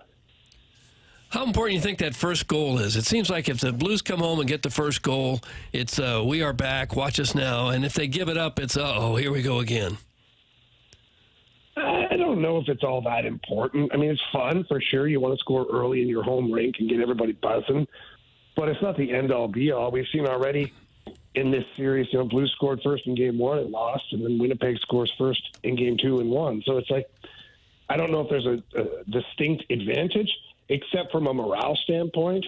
is the Blues have been so good on home ice that if they do get that first goal and get the crowd going, like they might get that feeling again of we can't be beat at home, because what has it been, 11 games now or something, 12 games at home that they haven't lost? Like, that's a pretty good track record. And you better believe that the Jets know it.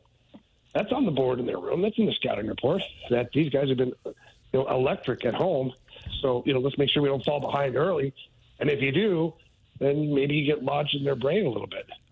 Jamie, I like logistics, things outside the game, and in fact, travel, buses, planes. But where were you located in Winnipeg? Were you not up in the booth? And is Monty unable to pat you on the rump? And has that affected this series?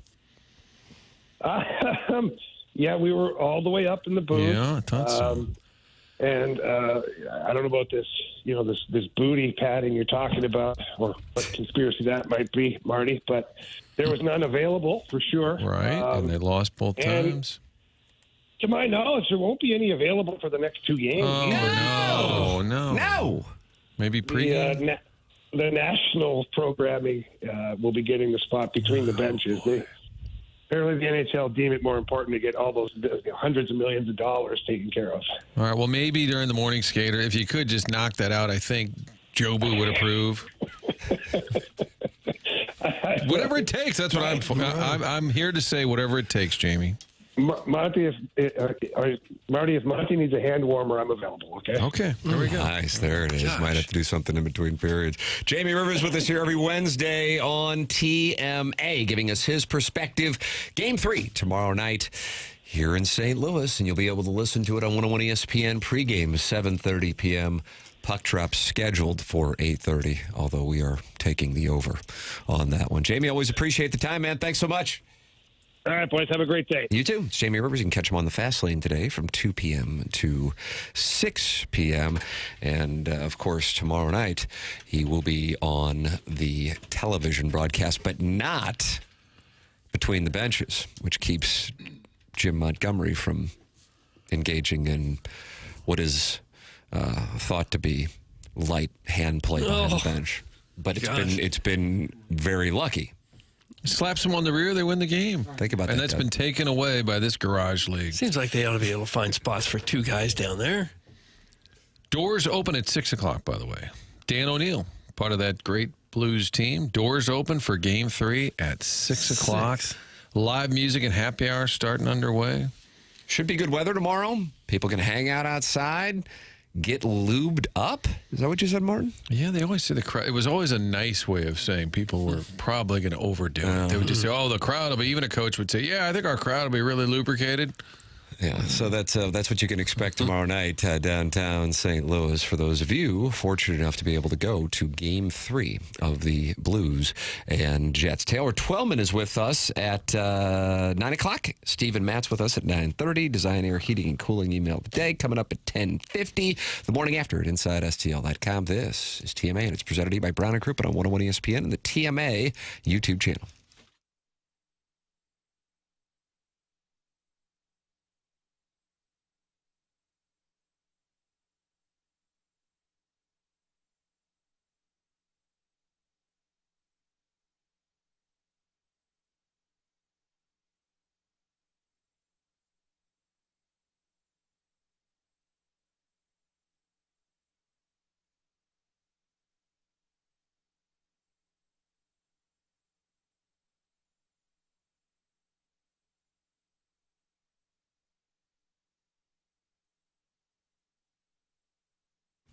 Tim McKernan here for Stewart's American Mortgage. If you were someone who is looking to purchase a home or refinance, or if you were looking to consolidate some of your ugly credit card debt, maybe you don't know exactly what direction to go to do any of these things, let me make it easy for you. Call Stewie from Stewart's American Mortgage Corporation. He'll help you every step of the way. If it's a new home you are looking to purchase, he will get you to the closing table fast. Try 10 days, and he will get you the best interest rate possible. And he also has the bagel loan that can help you out as well. What is the bagel loan? Well, here it is. If you borrow $200,000 or more, there's no underwriting fees, no appraisal fees, no title fees, no lender fees, and no closing costs. Stewie's your guy, and he makes it easy. Any questions on rates, the industry, the trends, give Stewie a call. Call him directly on his personal cell phone at 314-324-4440, or you can Google the bagel loan.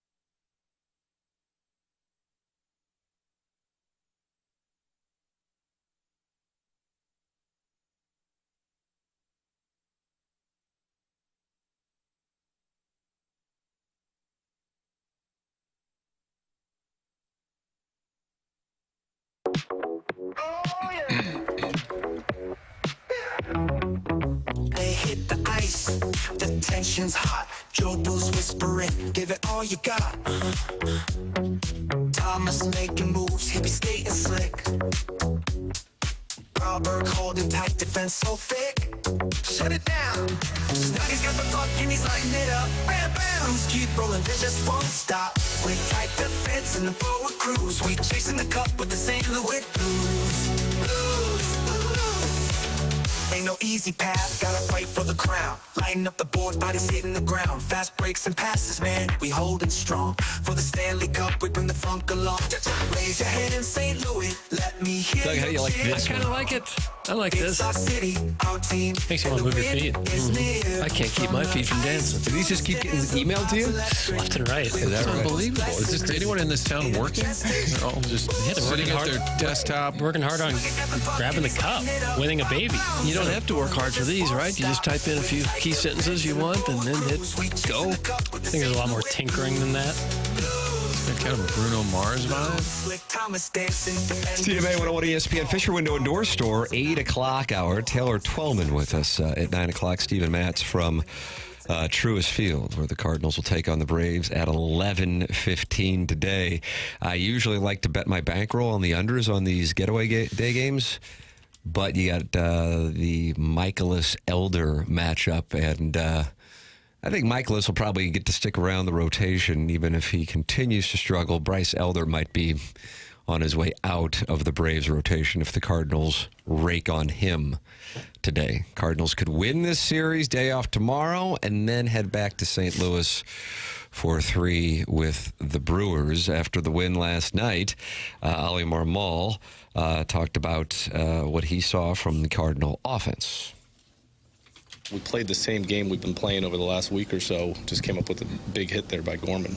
We had really good at-bats and needed it. And we were able to go to Leahy and Hells and finish off the game the way we wanted to finish it off. But there's a lot of productive at-bats. And I'd say, like, listening to the game plan over my right shoulder when Brownie's talking to those guys, their level of execution was awesome.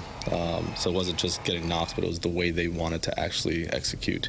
They did exactly what they were wanting to do, and they were able to string it together, and it led to 6 runs over the 2 innings. So.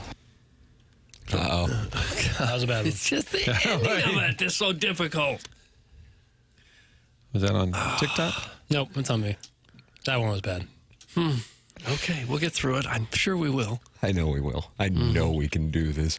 So the Cardinals now 10-14 on the season, Doug, but they do have a positive run differential, and that's always how you've judged a club. They Yeah. can be 10-14, but if they have a +5 run differential, you're like, all right, I like this.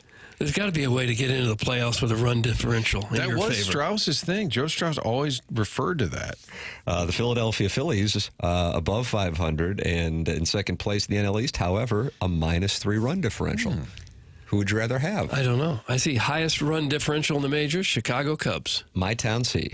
Chicago's my town, See team. the ending of their game last night? Wild. 11-10 and like 10 innings or Ian something. Happ, walk off.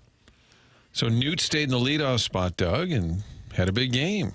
Contreras, couple of Contreras hits is in the starting to get it 2-hole. going a little bit. You knew it was coming. So maybe Ollie rolling these guys out says, hey, I believe in him and it'll work. And we're all going, I don't know, I'd switch it up a little bit. Maybe Vic Scott's comfortable in the 9th, 8 or 9 spot. He's looked great. They got to get Walker going. He's not hitting much. You got to get that happen. At least Halsey got in the game. Yeah, It was the second time in 10 days, and he was able to protect a 6-run lead. I guess they had him up. Will you be mad as a Hornet if they have a 1-run lead in the 9th today? And they don't. It drives me crazy why you wouldn't want your best players in with the game on the line. It just drives me. It just defies common sense. I think they said last night that he'd been up for a little bit and he just hasn't been used. Yeah. So they needed to get him out there. But I did worry, okay, now we got a day game tomorrow. It's going to inevitably be a tight game late. And he will be unavailable. Well, you would hope that he could pitch 2 days in a row. After being off for a week. Yeah, and off you would tomorrow. hope. 1 inning, he made it through 22 pitches. He didn't have a particularly good inning, walked a couple hitters. But he's still the best you got by a lot. Get him out there. Use him. It felt like one of those games that they've been playing, as Ollie said, the same game where you're kind of in it, gets away from you a little later. Palante wasn't very good. They score 4 unanswered, and all of a sudden, I'm like, oh, boy, this is going to be a really, really bad road trip. Now you have a chance to win the series against Atlanta, who's trending up. I think Atlanta will be fine, long haul. They're off to a bad start. But that was about to be a really bad loss. If ever a team needed a win in late April, that was it. Kind of a sloppy game. Seemed like every other pitch was heading to the backstop. Nolan Arenado, 2 errors. How often do you see that? Yeah. Well, you got a 10-4 win. We got gloomy Gus over here. I'm not gloomy Wasn't at to all. your liking. I'm not gloomy at all. It was a big 8th inning. The cat is texting with me and Martin. He is communicating with Steve and Matz about his appearance on the program. Doug, that's coming your way. It's 9:30. Marquand Evergreen Wealth Strategies, 9 o'clock hour. And the cat got a chance to talk with Nolan Gorman following his big hit last night. Here is Nolan Gorman with the cat on FanDuel Sports. Nolan Gorman, a 3-run double to break open a 4-4 ball game in the 8th. You got a 1-1 changeup that hung up a little bit. Take me through that. Yeah, I think I just was able to get it a little closer, see it up, and put a good swing on it, and had that opportunity earlier in the game with bases loaded, and didn't come through, so I needed to come through there. You did have 2 hits yesterday, big hit tonight. What are you feeling at the plate right now? Just loose, just letting things come to me, not trying to go out and do too much. So I feel good right now, seeing the ball good. So before your double, how about the at-bat by Wilson, 10-pitch walk? How big was that? Yeah, I mean, that makes that inning even more special. So that's a great at-bat by him. That's a good pitcher for him to do that against. I know he was excited to get that walk.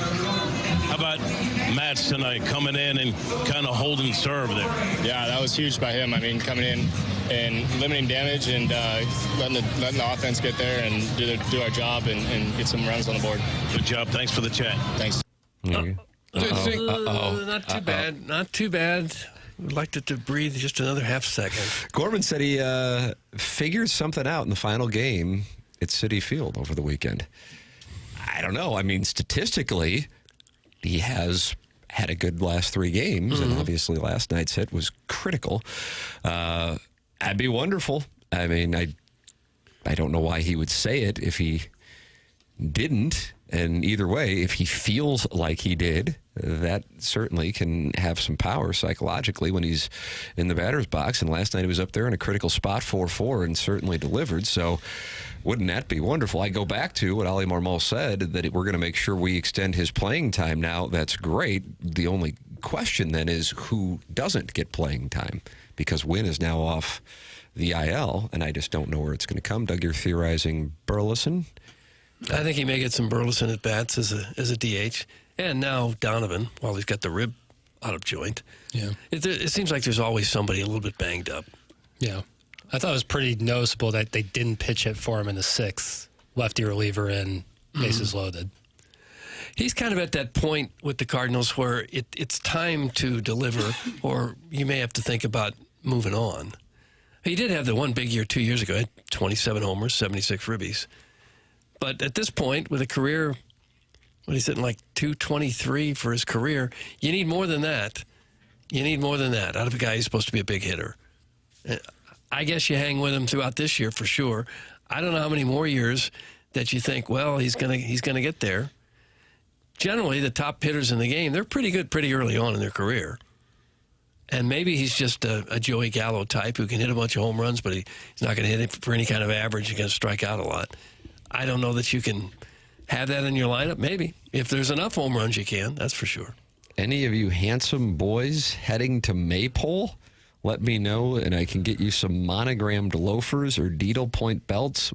That's from the self-made stay-at-home Ladue mom. Doug, what is Maypole? I'm a South City kid. I'm a meat and potatoes guy. I don't know. Big celebration in Russia? I thought it was like at Catholic girls' schools. They like all run around the pole. No, I think that's what it is. It'd be really creepy to go to. Jackie, call in. Yeah, you're correct. That's right, right? That is literally what it says. Yeah, they like wear like white dresses and stuff, and they like like run around the pole with strings attached to it? Yeah, a maypole is a tall pole traditionally decorated with ribbons and often associated with May Day celebrations and folk traditions. It's a symbol of spring, fertility, and community. Doug, you you talk about May Day often when you test audio, and you'll do it in April or June for that. Mayday, Mayday, hello London, come in London. Mayday, Mayday. That's how you test a microphone. But that's got nothing to do with this maypole where we're going to get monogrammed loafers from the self-made stand. I wouldn't mind that. I mean, I think if like the five of us grown men with no daughters there showed up to this thing, we'd be promptly arrested. Kurt wasn't not shamed. What if we had monogram loafers? That might change things. KG, they dance around a pole. They're locally sourced. Encouraging fertility? Celebrating fertility. It sounds like something they might do in Handmaid's Tale. Yeah, and you guys want to go and archaic. You want to go and just hang out there? I don't. Absolutely not. The self-made stay-at-home Ledoux mom was asking if we were going, and it sounds like if we are, she is going to get us some monogram loafers and needlepoint belts. I want that. I'd love to have that. But you're going to get that without going to the Maypole celebration, seeing as you have 3 grown sons. Yeah, it would be better if I had to say, whose grandfather is over there, and why is he just lurking? Yeah, I don't want to do that. But I would certainly take the monogram loafers. Well, it's Maypole season. This 53-year-old is bringing candy. I'm not bringing any candy to any Maypole celebrations. What do you think the other parents would think if some old guy was there handing up M&Ms to some of the high school girls? Yeah, you're a real problem. My kid said it's not the creepy guy in the van saying they've got candy anymore. They say free Wi-Fi, and then the kids hop in. Guys, Maypole is an opportunity for Villa moms to wear Lily Pulitzer and dads to don their Belle Reve quarter zips. Yet another sad moment for the Ledoux rich who get their rocks off by flaunting their hard-earned daddy's company's wealth. That's from little Tommy Tribbins, and he sent that from right out in the parking lot. He rides around on a tricycle, and he texts into the show. It doesn't seem like that'd be too sad if you've got that kind of money to belong to Belle Reve and have a lot of wealth. That's not a sad thing at all. That's a fantastic thing. You want little Tommy Tribbins to call in? Well, he can if he'd like. 314-974-0101, Collier and Thompson phone lines. That's how you can get involved. Taylor Twellman's going to be on those phone lines in a matter of moments, coming up at the top of the hour. Then Steve and Matz live from Truist Park at 9:30 with the Cardinals and Braves. Will get underway at 11:15. Design Air Heating and Cooling email of the day coming up at 10:50. Doug, they are not happy in Minnesota. Okay. Even though their team won last night, I got to be honest with you. I was watching the highlights of the game, but I was asleep by 10 o'clock.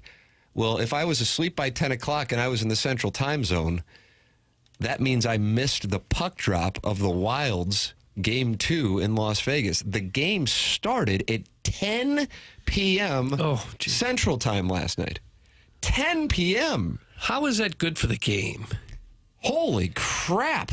You reach the pinnacle of the season, what you play all year to get to, and then you're there and you put the games on at a time when certainly most kids can't watch it. That's what this column that I'm reading right now. The average NHL game lasts a hair under 3 hours and add a bit of time in the playoffs.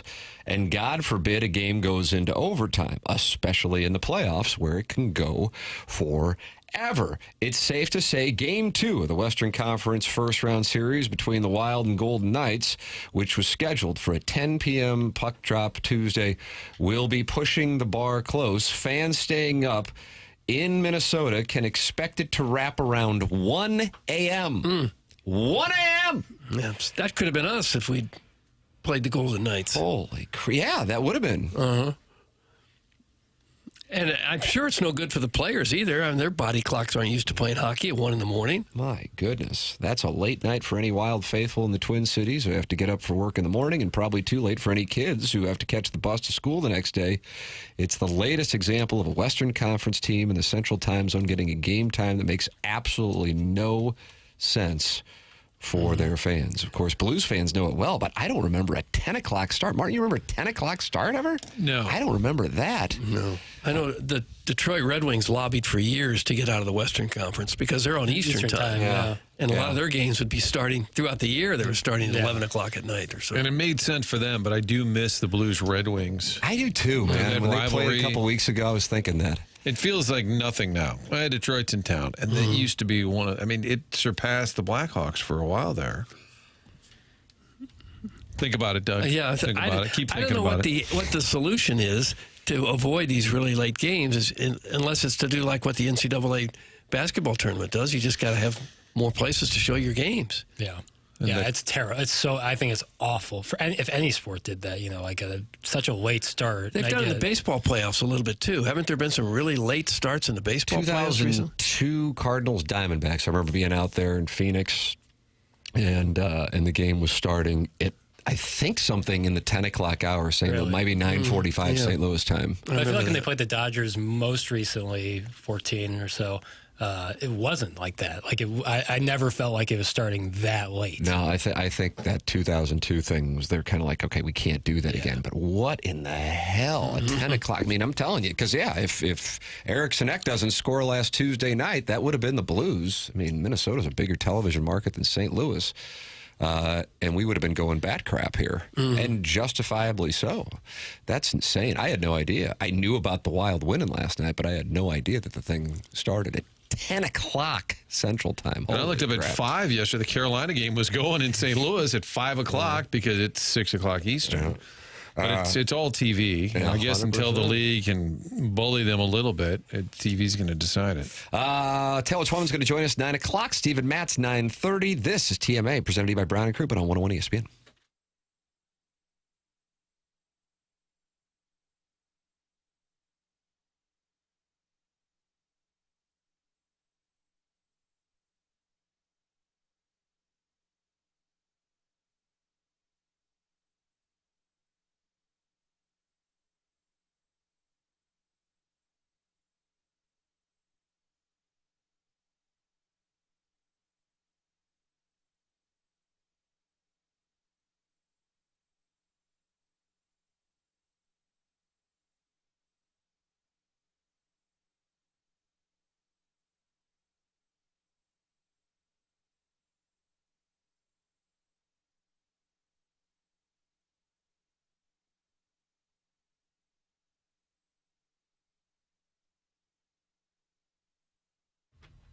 Fort Myers, Fort Lauderdale, 7 different Florida destinations. Those are just a couple of examples where you can get to out of St. Louis Mid-America Airport. Mid-America St. Louis Airport, located in Mascoutah, Illinois. Website flymidamerica.com. Ready to book that flight to get out of town somewhere fun, somewhere warm, whether it's Vegas, Hilton Head. You can get there at a low price thanks to Allegiant Airlines, which flies exclusively out of Mid-America St. Louis Airport. And again, those great destinations, low pricing on the flights, and then the convenience of this airport. Parking less than $10 a day, and typically from car to gate. Think about your typical travel. From your car to the gate, checking in, going through security, all of that. Well, at Mid-America, it's typically about 15 minutes from car to gate. Part of the convenience there, great low prices, great destinations as well. FlyMidAmerica.com. Easy. That's something you don't hear about travel these days. It's all simply convenient for you at Mid-America St. Louis Airport. Book your flights right now at FlyMidAmerica.com.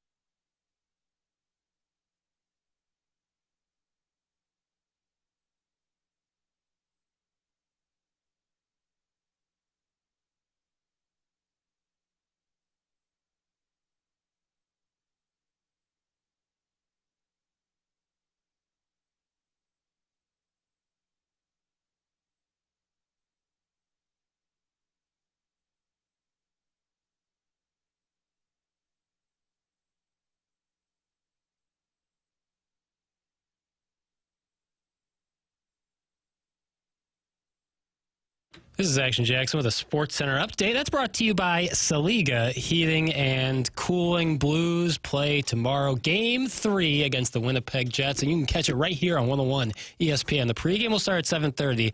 Puck drops around 8:30. That was another Sports Center update brought to you by Saliga Heating and Cooling, an independent American Standard heating and air conditioning dealer.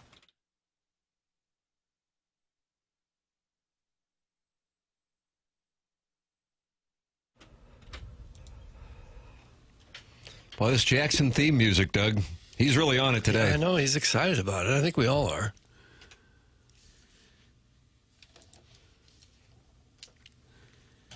How do you like this one, Doug? Not as much as the last ones we've played. Those are blues songs, but this is for Taylor Twellman. Taylor okay. Gang. Well, that's great. Did you follow that? All right. Taylor Twellman's with us right now here on 101 ESPN, joining us on the Callier and Thompson phone lines. Morning, Taylor. What's up, boys? How are you? It's great to have you back on the program. You're on the call this Sunday night. Yes, I am. In L.A. Big one. Yeah, this is I was telling producer Joe, longtime member of this program, that you were coming on the show, and he was loaded for bear. He is he's an intense City supporter, and he is not happy with what he has seen so far this season. You're never one to pull punches. What is your assessment of where things are at this point? They're dire. I mean, we can't sugarcoat anything. I mean, the reality is, I think that Olaf Melberg took over, looked at the situation, and said, I need to fix a couple of things. Now, he publicly has said he hasn't looked at it that way, but actions speak louder than words, in my opinion. And the way he's come in is that I got to fix the team defensively. I've got to make sure that we're not leaking goals. They're not. He has fixed that, but the alarm bells went off for me at the home game against Austin when he started 5 defenders, center backs, to be exact, and 3 defensive midfielders. You're at home, and that is a very defensive mindset. That's a very defensive team, and you lose 1-0 to an Austin team that spent $30 million on attacking players, and yet the reality is they don't play that expansive. They don't play that attacking way, even though they spent the money to do so. And yet you still lose that game. That is where I would say the attention, the tides turn for me. And this team, listen, the last couple of games, are there positive signs? Sure. But the reality is the results aren't there, and they're not scoring a ton of goals. They're getting chances, though. And that's the one thing I think the listeners need to understand is that when you look deep into the analytics, they can't be the determining factor on how you assess a game, but they can be a very valuable tool. 4 or 5 players for St. Louis City have missed quality chances more than any team in the league. And so while he has played defensive, Olaf Melberg's team has had some chances to score goals, and yet it just hasn't been good enough in the final third. Yeah, is it just execution, or is it the talent? I mean, because Lutz said before the season he thought this was the most talented roster they've had, and obviously they had the great success in year one. What do you think is leading to the lack of offense? I don't think they're mutually exclusive. I don't agree with Lutz on this being the most talented team they've had. I don't agree with that. On the other hand, it's hard to assess that when you look at the way Olaf Melberg has played, right, and the way he's approached it. Now, listen, they got points. They shored up the defense. They don't give up a ton of goals. But, guys, they've also had a ton of injuries here, and I think that's a talking point that isn't being talked about enough, is how many injuries are happening in training. Henry Kessler now being lost for what it sounds like 4 to 6 weeks. That is massive. That is, I mean, you're talking about arguably the MLS Defender of the Year in the moment, and now you lose him. Berkey, yes, is going to be coming back. I don't think they're mutually exclusive. I think some of it is the roster. I think some of it is the approach. But I said this on the broadcast, and, St. Louis City fans were upset with it. You can be boring and win. You can't be boring and lose.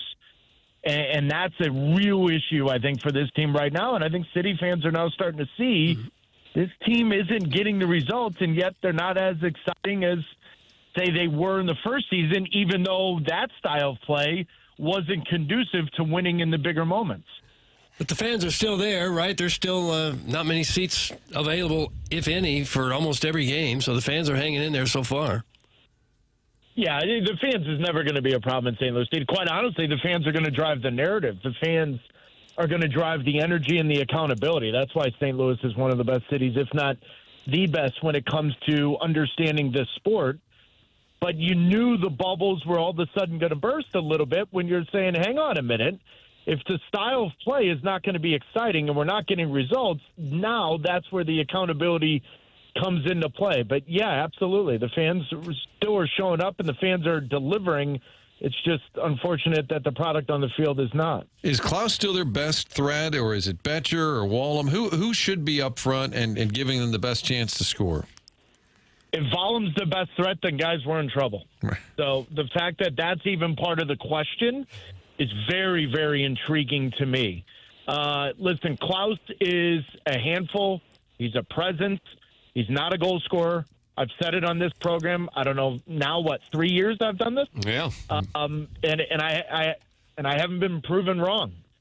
He will cause havoc. He's their most dynamic attacking player.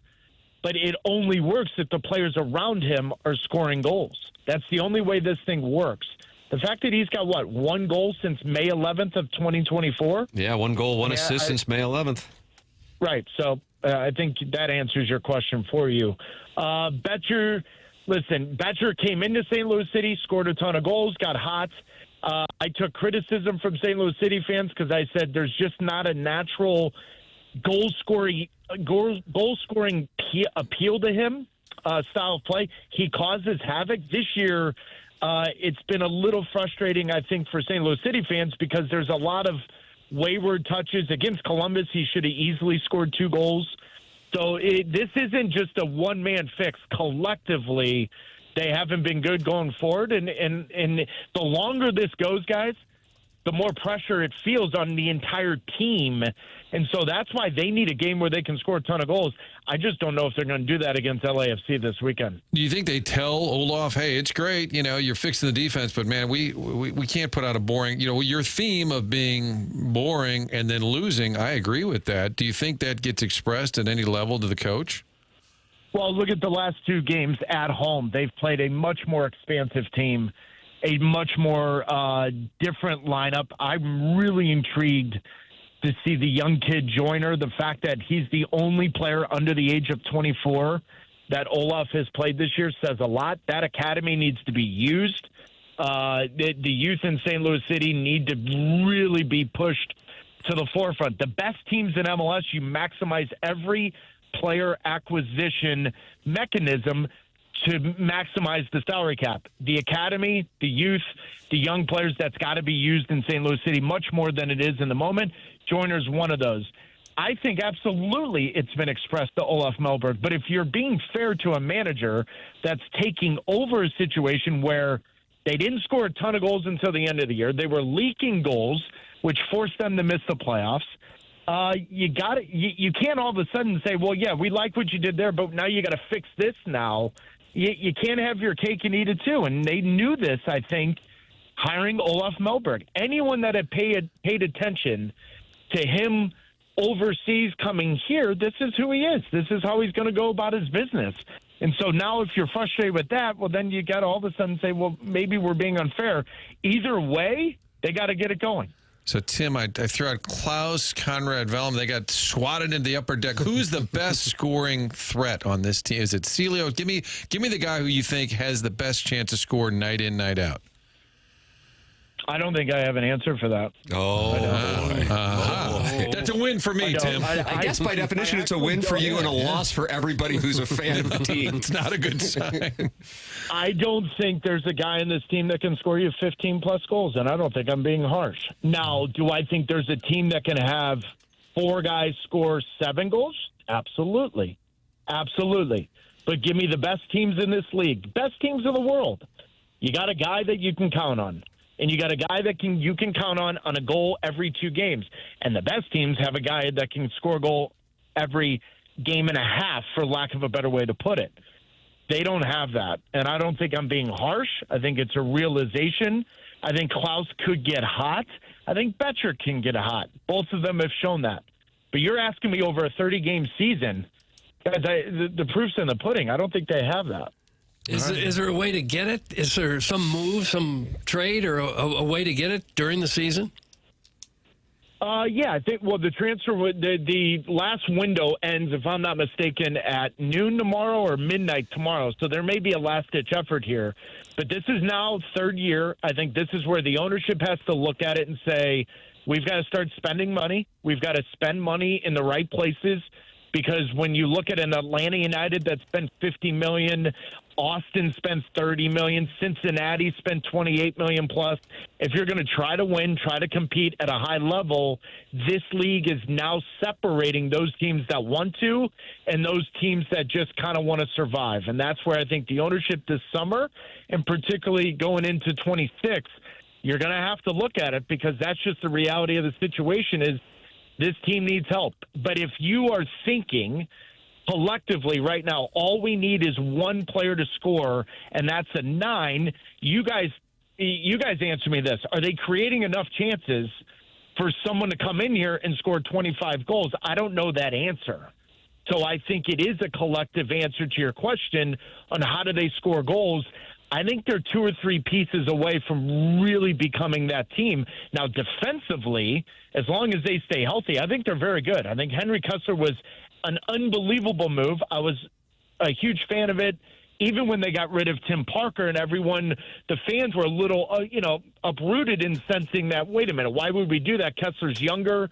He's more dynamic. He's better with the ball. That was 100% a better move. But now he's out for 6 weeks. So I like this team in their defensive shape. I like the defensive setup, but the roster is built for a team that high presses, that gets after it. And until they do that, I don't know if we can answer that question fully on how do they score goals. My last question, have you made it into the book? Uncle Jay Delsing wrote a book, and is there any mention of young Taylor in there? And what an athletic family. Grandpa played in the big leagues for a while. Do we know if you made it into the book from Uncle Jay? There's a quote on the first 2 pages from his nephew, so someone lost a bet to put me in that book. Oh, yes, okay. About that? I got it in my bag here. There you go. Yeah, I got the book. Taylor Twellman, he's going to be on the call Sunday, LAFC. Always good to huck it over with Taylor. Taylor pulls no punches, Doug. He holds no rights. No. That's for certain. Tells it like it is. Amen. Taylor, always enjoy the conversation, man. Thanks for joining the show. Looking forward to the game on Sunday night. Thanks, boys. Be good. Take it easy. It's Taylor Twellman with us here on TMA. Doug, I enjoy it because, hey, this is what I think. This is what I'm going to say. Mm-hmm. You might not like it. God bless. And certainly, the thing is, I'm reading, and whether it be friends of mine texting or in the text inbox, people are like, yeah, he's right on target. The question becomes, how did you get to this point? You know? I know they were bad defensively the first couple of years. Then there was an alteration, but now you're in the spot that they're in. In fairness, as Taylor points out, they have had some great opportunities, but they have not converted them, and they lead MLS in that category. Not a great category to lead it in. And so what fans are complaining about is not only are they not winning, they're not really all that exciting. Mm-hmm. That isn't good. 9 games, and they've been shut out 6 times. That's not good. There's probably some people ready to blame Mazalok for this. Well, he gets the heat for everything else. As a doggy season ticket holder, I love me some TT. Doug, you like that TT? I love me some TT. It was TT boy. I guess I don't mind it. Always speaks the truth. That's from the River de Pear yacht captain. Most of City's fans live in their mother's basements. That's from Pele Blanco. Anytime soccer comes up, you immediately have this response from some. Bundesliga, second Bundesliga. Right. Does then this person uses a word I can't use? I'm just going to change it to Twellman. Have another concussion. These are the worst takes in the MLS, and that's saying a lot. That's from the South City Hoosier aficionado. Does this guy have a parakeet? Like, what does that mean? Read this dumbass text. Did they hear a bird in the background? That could have been my gerbil. I don't know. I didn't know if it was coming from the dais or if... You heard a parakeet? Well, I heard something. He didn't like any of my offensive options. I'm just giving him... I'm throwing him out there. Right. I feel like... There's a parakeet.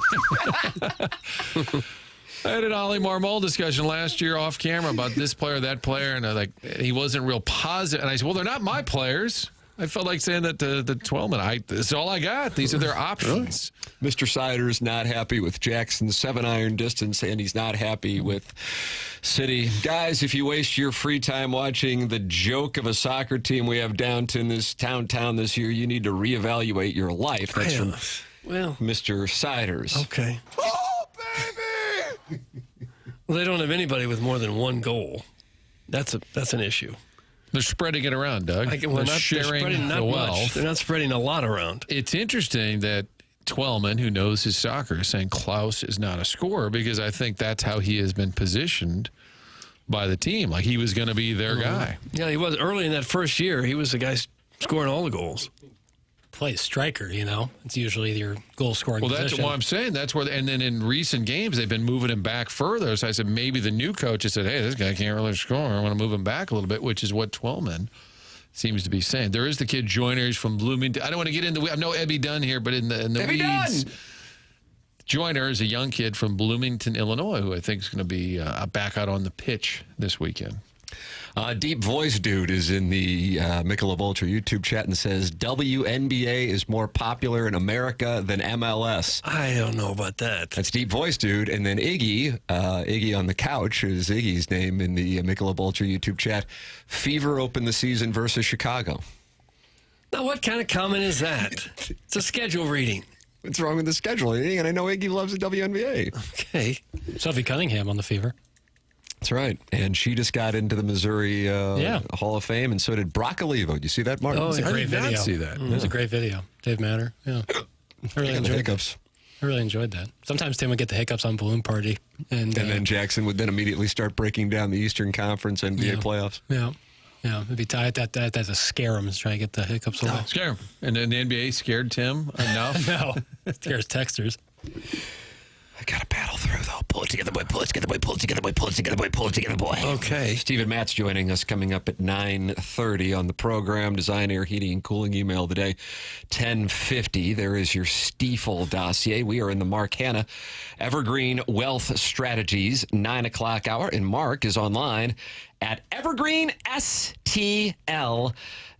I've gotten to know Mark Hanna about a decade now at this point. He started advertising on my podcast 8 years ago, and I really want to drive this home. It is something that I feel passionately about, and that is having a financial advisor. And Mark says this, and I want to drive this home because I kind of think it speaks to his character. Even if you don't go with me, just make sure you have someone. And this isn't something like, okay, now I've got some big money coming in, or now I'm 40, so now I got to start. No. Get it done, and get it done early, and just start getting in the habit of setting some money aside. As Doug always says, compound interest is the seventh wonder of the world. I've said that many, many times. That's what you're known for saying. So get that done, and then the next thing you know, watch those dollars increase year over year over year. It might seem like it's a small amount at the time, but start doing it when you're in your 20s, and then it is magical by the time you're in your 40s and 50s, and then you want to retire. It is Mark Hanna, Evergreen Wealth Strategies, online at evergreenstl.com, and I'll tell you this. You call 314-889-0503 and talk with Mark. Somehow that man has the ability to make you feel better about life in general, and certainly you will feel better about your financial situation just because you've taken the first step to having a plan for both the short and long term. Can't say enough good things about Mark Hanna. Evergreen Wealth Strategies, 314-889-0503. Mark Hanna, Evergreen Wealth Strategies, securities and investment advisory services offered through Equitable Advisors, LLC, New York, member FINRA, SIPC, and Equitable Advisors, LLC, and SEC registered investment advisor, respectively. Annuities insurance offered through Equitable Network, LLC. And now they're not happy in the Air Comfort Service text inbox. Some people are only happy if they are perpetually unhappy. Move to Oklahoma, you worthless hater! Oh. From the 314. I see the Veiled Prophet says the fun thing is that ticket prices, I guess he means soccer, remain high. It keeps the riffraff out of the stadium, specifically from Festus and down that way. My God. In one segment, Doug, Festus takes a shot. In the same segment in which Ledoux and the Maypole took a shot, and Belle Reve quarter zips. None of it fair. And nobody's safe. You can be high net worth. It doesn't matter. everybody takes shrapnel. Shrapnel. I really like that, man. Very catchy. Does anybody in Festus have a needlepoint belt? Call in. Wow. I'm sure that someone does. Boy, if a tree falls and no one's there to hear it, does it make a sound? Does anyone in Festus have a needlepoint belt? I could stare into the abyss like Tony's Soprano. Is that in the penultimate episode? I don't like the word penultimate. And try to get answers to why we are here. And by that, I mean here. Think about it, Doug. Are you talking about Festus residents or people who travel through Festus? Like somebody wearing a needlepoint belt on 55? Right. That I could there's buy. got to be people there. Resident. Somebody There's has a Festus resident with a needlepoint belt. Of course there is. Does JR have a needlepoint belt? No. Yeah, what if Jeremy Rutherford shot. can call in? There's not a chance in hell he does. Does this guy want to scrap? Keep the Twin Cities out of your mouth. That's from the Crystal City Clam Hammer, and he wants to fight the Veiled Prophet. Yes, of he course, does. he has a wonderful ball. If anyone in Festus has a needlepoint belt, it is 1,000% stolen. That's from the Veiled Prophet. So this is just getting bad now. Yes, it is. Now it's getting bad. Those belts are expensive. Were they like $150 for Well, a that's the needlepoint? self-made stay-at-home Ledoux mom's business. Yeah. That and monogramming loafers. They don't come cheap. Usually they're customized. I would love a pair of monogram loafers. Doug, where in the metro do we see a chain wallet? That's from Tim's Toothless Bottom So Boy. many options. We had an open phone line Wednesday that Albert Edison killed, and the just shut her down. Nobody wanted to call in after that. And the bar was low, and they still didn't want to call it. Warson Woods Wacko has no interest in these comments. He says, I'll take shrapnel all day in my castle of gold. No. That's from the Warson Woods Wacko, who is going to participate in a balance sheet showdown with Mr. Licks. That's taking place at the Starbucks at Clayton and Lindbergh, Doug. What was the other end of the chain wallet attached to? The chain comes out of the wall. Where's the other end? Is it a belt loop? Maybe? Is it? Yeah, you clip it on one of the loops. Mm-hmm. You have experience with Sekman that? chiming in quickly on that one. I think I did rock a chain wallet back in early high school days. Is that to keep other people from taking it from you or losing it or falling out of your pants? I think it was just edgy. What's that? It was just edgy, right? Fashion? Yeah. I've always been very fashion forward. Yeah. Wallet fashion? Did you pair that with the puka shells? Puka shells. I think I went visor with frosted tips. Double polo popped collars. Cute as a speckled puppy. Kind of going for a Judd Nelson look. I'm a monogramming titan. Clean my bin, Festus. That's from the self-made stay-at-home Ledoux mom, who says the Warson Woods Wacko belongs to a club near 44, right? Shut your mouth. That's from the self-made state. Damn. So if you belong to a club near 44, you can't talk? That seems unfair. God, I like 44. Always clear. God's highway, Doug says. It is. Never traffic. Yahweh built the interstate? I thought it was Eisenhower. No, he did. Yeah, he Never They traffic. shut it Wasn't down like- for years and fix it to not really fix to not it. really fix it. I still want to do it. I want Buck Swope on a 30 for 30 on 170, 40, and what really took place in 2008. Everybody got to run on it. That's what I remember. Before they opened it to the public and the cars, you could go for a little run. How did the traffic get worse after they shut it down for They 18 fixed months? nothing. Stephen Matz joining us coming up in 5 minutes. Cardinals and Braves lineup out today. Brendan Donovan and his injured rib not in the lineup today, for the record, for the Cardinals, as they take on the Braves. Nootbaar, Contreras, Gorman, Arenado, Burleson.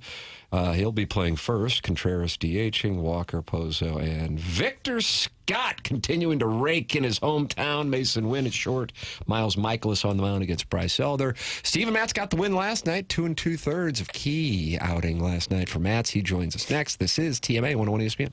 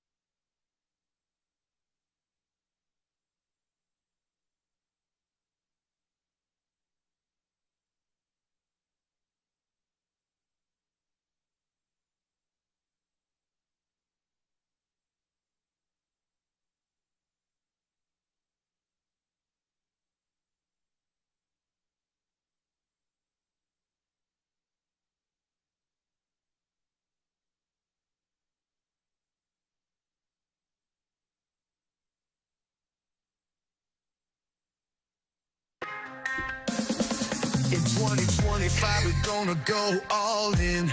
Gonna start it off by thumping the Twins. From there on out, it's all downhill. We go, and that's on fire. Bill, Bill, Bill, Bill. DeWitt, that is the man at the top. Open them purse strings, tired of the slop. Oh. All he got to keep It builds up to the young breed. Jackson always plays the long version here. When we have a guest on hold. There we go. First place by mid-July. All the haters be singing their tune. They'll be playing in October when you're on your pontoon.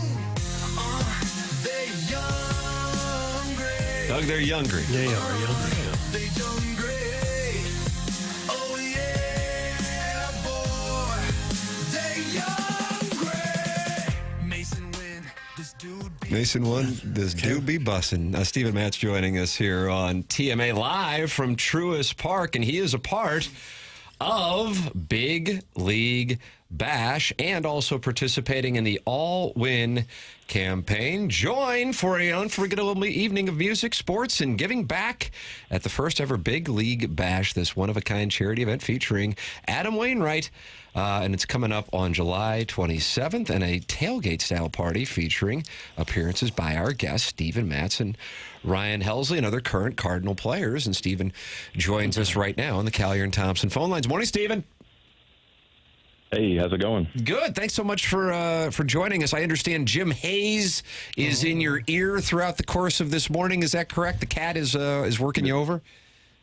That is right. That is right. He always is. But he was begging for a name. Is there any way you could weave in something about Jim? Yeah, he was mentioning this morning, just tell the guys I said hi, and, he appreciates, I don't know. We'll weave him in somehow. There you go. There it is. Well, it's been done. That's enough. Jim wins because we talked about him. That's right. How about we'll talk some big league, but you get the win last night. That was a big moment there, and it can't be easy making starts and then going to the bullpen. Just talk about your ability to kind of take on this role this year. Yeah, I just kind of had a mindset coming into spring training as I'm just going to, I had a really good off season, felt really healthy, which was a big part of that. I'm just going to enjoy it. I'm going to try to, just whatever they ask me to do, I'm just going to do it to my best ability and just enjoy every minute. And kind of that mindset's been kind of carrying me out here. And so, with some of the, uncertainty, whether I'm pitching or starting or relieving, it's just been enjoyable for me. And so, yesterday was a fun win, and it was just fun to be out there and have a meaningful game. But if a team ever needed a win like that, too, because when Atlanta scores 4 unanswered, they're in front. The offense did come alive late. I know it's just a game in April, but it felt like you guys were in desperate need of a win. Yeah, we definitely are. We had 2 really good series at home, beating Houston and Philly. Getting swept by the Mets was tough, and then losing the first one here. So this was a good win to kind of get the momentum back in our side here. Yeah, you're off to a terrific start. What's working for you so well right now? I think it all boils down to fastball command for me. I'm able to locate my fastball, move it in and out. Just attack the righties with the fastball inside and keep them honest there. I think everything off that plays. So. Stephen Matz, our guest here on TMA. I'm curious. You've been around, and yet you've got some guys on the team. It's a dynamic in which there's certainly some veterans such as yourself, but also some young guys getting a chance now to play specifically on the position side of things. What is your assessment of where you guys are at this moment and the dynamic of the team, Stephen? Yeah, I think we have a great thing going here. I think a young core is beginning to form, and I think that's exciting for the fan base. Donovan's kind of really a staple now in this lineup and in the field. You can stick him anywhere. Obviously, Mason, when he's at shortstop, it changes everything. And then what Vic's done has been so impressive. I'm so happy for him with all his family here, with how well he's been doing this series. That's pretty cool for him. So we really got something good going, not to mention how well Pedro's handling the pitching staff, and, Vaughn, how well he got off to a start before his knee got a little banged up. But there seems like there's something happening here, and, I think it's exciting. You spent most of your career as a starting pitcher and now in the bullpen. Would you like to go back and become a regular in the rotation again? Yeah, of course. You know, that's kind of what I'm used to.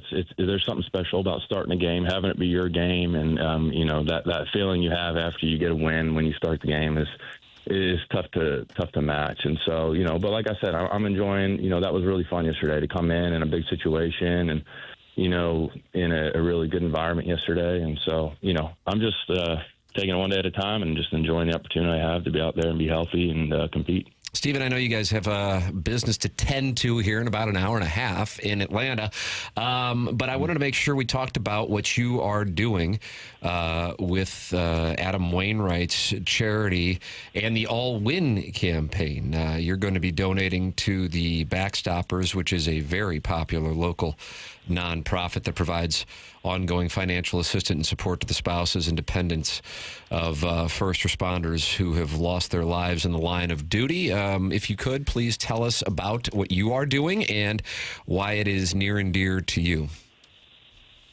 Yeah, I think, you know, it started for me back when I was a young player in New York. I just always had an appreciation for first responders and their type of work. It was something maybe even thought I could have gotten into if baseball didn't work out for me. But, you know, living through 9/11, being in New York and seeing what those guys and women did for us, you know, during that crazy time, it just, you know, made me give an appreciation when I got the platform in New York as a young player. I was like, you know, I'm going to figure out a way to give back. And so it started there with the initiation that I started called True 32, and we just would support them any way we can. It started building scholarships for kids who lost their parents in line of duty. And when I came over to St. Louis, we were, you know, figuring out whether to just keep that going or we figured we'd team up with Backstoppers instead because of all the great work they already have going. And, you know, it's right in line with where my heart is there. So, yeah, so every win, we're just going to donate money to them and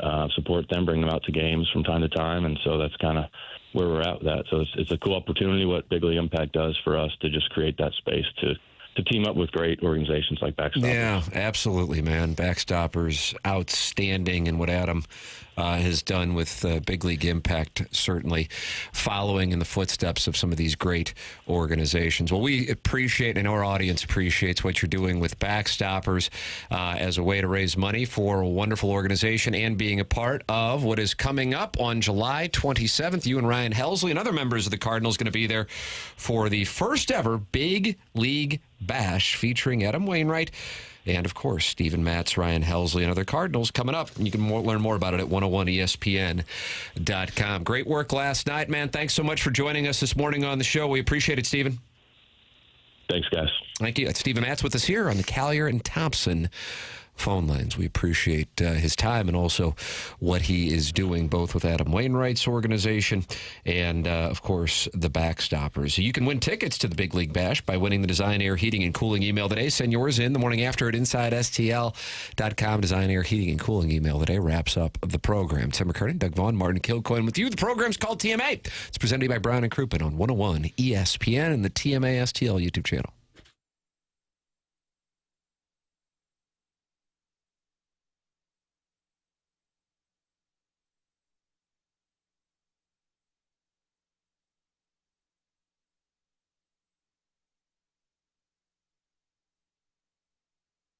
With the weather warming up, it becomes engagement season. And if you're thinking about getting engaged, I have a place to recommend to you to go to get that engagement ring. It's Moritz Reusch, located in Richmond Heights, right across from the St. Louis Gallery on Brentwood Boulevard on the 15th floor of the tower. I have been in there. Man, is it impressive, and it is local. The family now third generation owned and operated, going back to 1982. You can learn more by going to ninjabling.com, and that's ninjabling.com. The experience at Moritz Reusch is second to none. So much merchandise right there in the store, and that is going to separate them. In addition to, if you're looking for engagement rings, guys, you want to get something put together quickly, the fact that they have it right there and also do custom jewelry, that really separates Moritz Reusch. They're online at ninjabling.com. It's Moritz Reusch, ninjabling.com.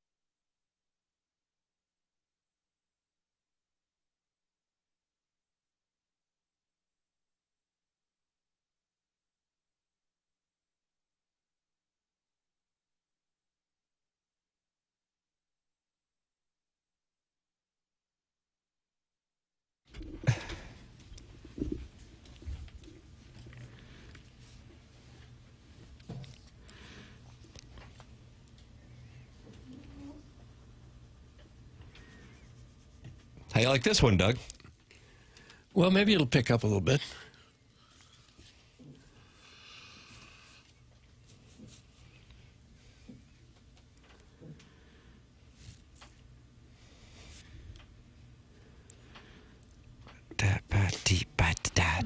I don't think this is as good as some of the others. This isn't a blues song.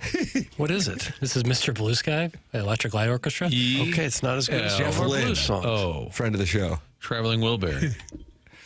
Name the members of the Traveling Wilburys. Go. Can I have initials? I think I could do this. Martin, then go ahead. Let Roy your, Orbison, Tom Petty, Jeff Lynne, and I think Bob Dylan. Am I missing something? Is George Harrison? Yeah, George Harrison. That's what I was thinking, but I thought you might have said it. Yeah. So there's Dylan's five in there. 5. Tom Petty, Bob Dylan, Jeff Lynne, Roy Orbison, and George Harrison. Yeah. How about that, Doug? Okay, very nice. Who's better, them or the Highwaymen?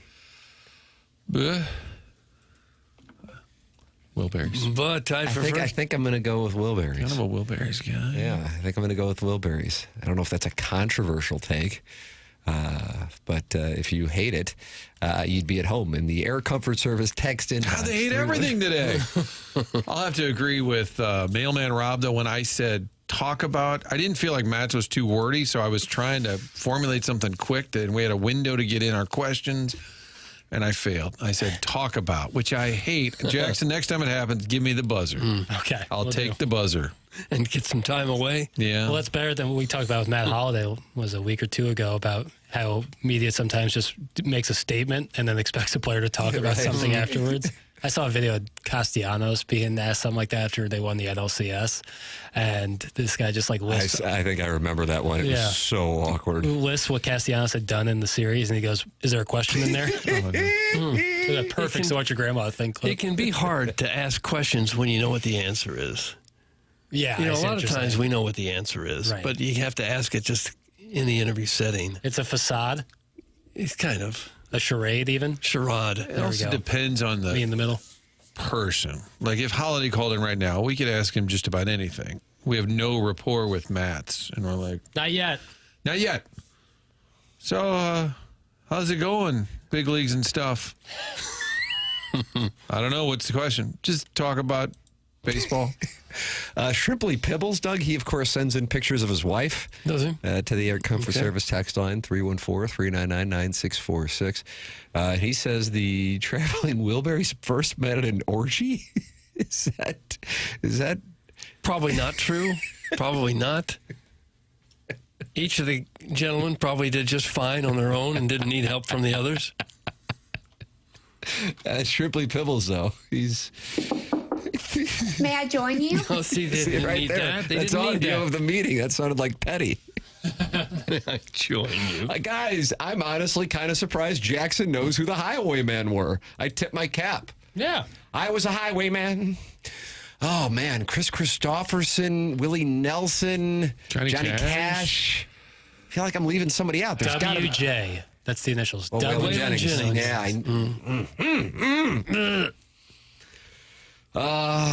Bengals update. Boomer Esiason was spotted at Six Flags yesterday waiting to ride the Batman They're ride. coming here. It's an MD 2020. That'd be nice. We had some random Bengals sightings around town, which is sort of further indication they're scouting out the area. This is starting to happen. Doug, did you see Ken Anderson at the Dairy Queen yesterday? I did, yeah. Okay. The Dairy Queen in Afton. That's gone. No, I go there frequently. Okay. It's right on Gravois and... I thought that one was gone. No, it's there. It looks like it's been there since the 40s or 50s. I know. It's an old school Dairy Queen. Yeah, it's still very much there. I don't believe it's Brazier. It's just ice cream. There's no burgers or anything. If it's burgers, then it's Brazier. I believe so. Thank you. Tim, was Anthony Munoz at the Hive the other day? Was it? Ooh, getting those dirty wings? I think so. That's something. When I'm here sometimes until like 4 in the afternoon, text my wife and I'll say, how do you feel about some dirty wings? Okay. All right. That was Ted Knight right there, Judge Smales. You'd have to know the rhythm of the laugh. How about the Fresca? Thank you. Thank you for the I like a delicious- little like hardcore. You do, like a dirty. Okay. And she's like, I don't care. Do you want wings? Get wings. It's fine. Kids are screaming. When are you coming home? Yeah. I know you are hitting balls at family golf. Don't Kioski act like- wanted to meet again. I mean, I'll be right there. Doug, you like a good trade deadline preview on April 23rd? Yes, I do. Oh, okay. Well, good. Who do you think ESPN has the Cardinals trading? Ryan Helsley. Okay. Who else? Nolan Arenado. Yes. Did you write this? Or No, you already I read didn't. it? No. Helsley is the easy one here. He's an elite closer in his walk year. He'll be in high demand if the Cardinals are not in it. Arenado's status is more up in the air as the team tried to trade him in the offseason. Will some team want him now? He's making $32 million this year, $27 million next year, and $15 in 2027, which complicates things. He's off to an excellent start with more walks than strikeouts while hitting for average, so that could create some interest, and there are certainly some teams that could use an upgrade at third base. Alec Boehm is struggling with the Phillies. The Cubs demoted Matt Shaw. The Blue Jays aren't getting any production at third. The Yankees have only one home run from their third baseman. It's a long list. If the Cardinals pay down some of the contract, they could probably find Arenado a new home. That is from ESPN.com and David Schoenfeld. Okay. Arenado's not exactly tearing the cover off the ball. He's been okay. Right. 2 homers. I would think the one that intrigues me, see if you're on the same page with me, Martin. I feel like we're having a good day of telepathy. The one that I think could be intriguing and high market value. I'm supposed to name the team. No. The player that I'm thinking Player of. on the Cardinals who they might trade. That I think they could. That could be in play. They could be a hit for another team. Yes. You mean Fetty? Puts a lot of pressure on when you play that Jeopardy music. That's what it's designed to do. Yeah. It's kind of like in Are you TGO. Ken when they play Jennings their- over there?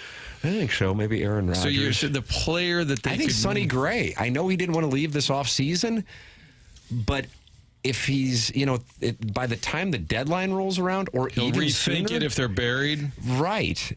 And he can kind of call his shot. And if the Cardinals are out of it, I mean, I don't know. There are some teams that had high expectations that I realize you're about a month into the season at this point.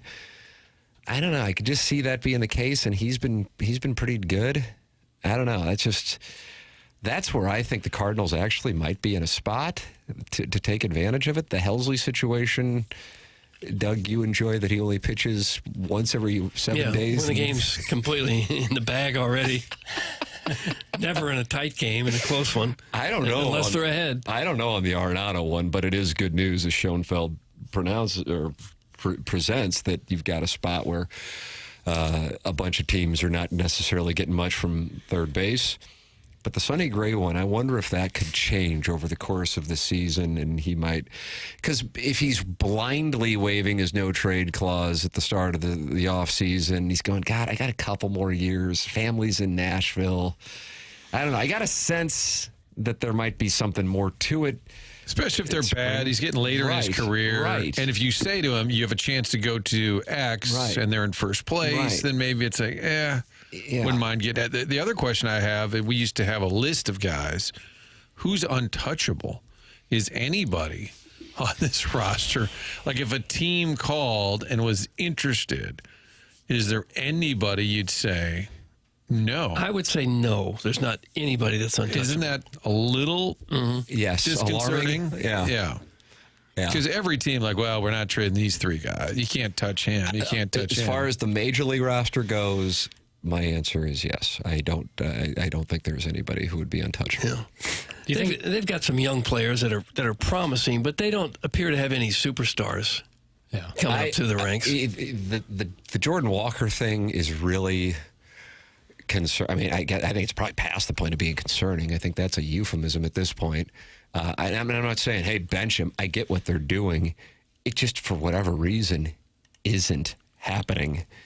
And that was, I mean, at this point now, you're into his third year of playing big league ball. I realize he was going up and down I-55, but what is he now, Doug? 207, I think, last I checked, as far as... Yeah, I think it's 207, yeah. It's like for that to suddenly turn around and become even maybe 80% of what the expectation was. I don't know. I don't know what the hell happened there, but that is... But, as soon as he goes somewhere else... Well, that's an indictment of the organization. Yep. It gets past the point of being a coincidence and more being an indictment of the organization.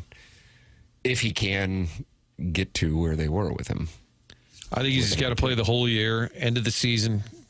Same with Gorman, and that's where you're going to look back and say, all right, we gave him the runway. Are these guys everyday big leaguers? But for sure, the clocks, Gorman was a first-round pick in 2018. Even Walker, 2020, that's 5 years ago. Mm-hmm. But I think He's they're still just only going to 22, Walker. just keep trotting him out there, though. And Mason Wynn remember that horrible start. He's hitting 324 in April, coming off the injured list. God, I still want to say the disabled list, but now that's highly offensive. We said it all those years. It's offensive, is it really, too? Yeah, and last night I almost said the disabled list. Oh, because and that would trigger people? Yes, it's the IL now. Okay. But it is alarming. You think, Wynn's probably almost untouchable, but not really. How about this? Victor Scott is untouchable for me. That's from the Gene Stuck-Schulte's Wicked Slide piece. Okay. Do you think Sonny Gray's backloaded contract would be a deterrent for a possible trade? He's owed like $65 million over the next 2 years. Yeah. The Cardinals have to pick some of that up, I'm sure. It's a negative, but I don't think it's enough for a team that would be one of the possible teams that would do business with them. Yeah, it's a club option 27 also. So I don't know. That's kind of an out. One that people might not be thinking about. And I could be wrong. It's not like he's said anything. But I don't think it was as, I've got to be here. I'm not going anywhere this offseason. I think there might have been more to it. And, as time goes on, if it does get to the point where in July the Cardinals are absolutely out of it, and he's going, okay, that means I only got 2.5 months in another market. And then 1 year, I can make that work. We'll figure it out. It's worth it because I just don't want to be a 35-year-old guy pitching on a team that's, playing for absolutely nothing and not even close to doing anything in 2026. That's what I wonder on that. TMA 101 ESPN show is presented to you by Brown and Crouppen. It is our Mark Hanna Evergreen Wealth Strategies 9 o'clock hour. We'll take a commercial break, come back with more here on TMA. It's 101 ESPN.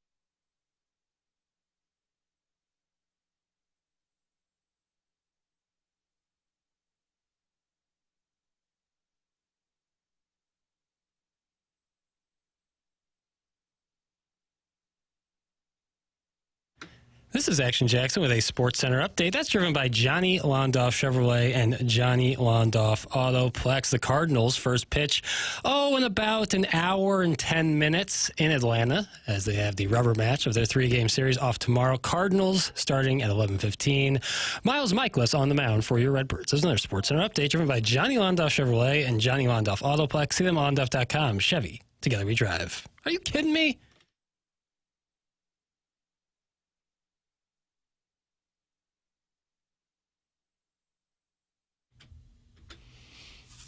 Oh, Doug. What's it going to be like at 11 o'clock tomorrow night as the Blues get ready to head back on the ice for the third period?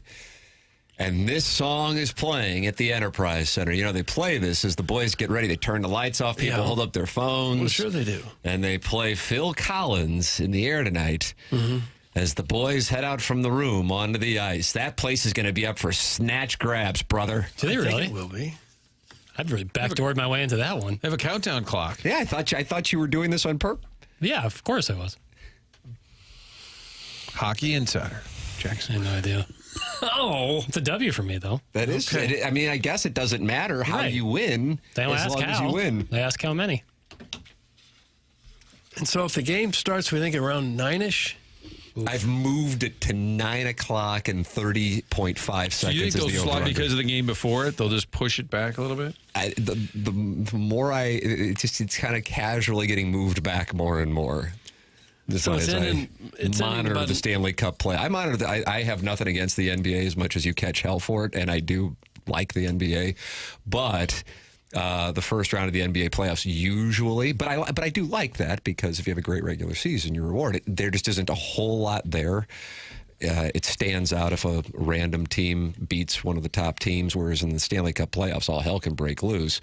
And so I pay attention to the Stanley Cup playoffs way more, especially in the first round. And I just get the sense, like when I'm watching, the Blues game time is certainly different depending on where you hear about it.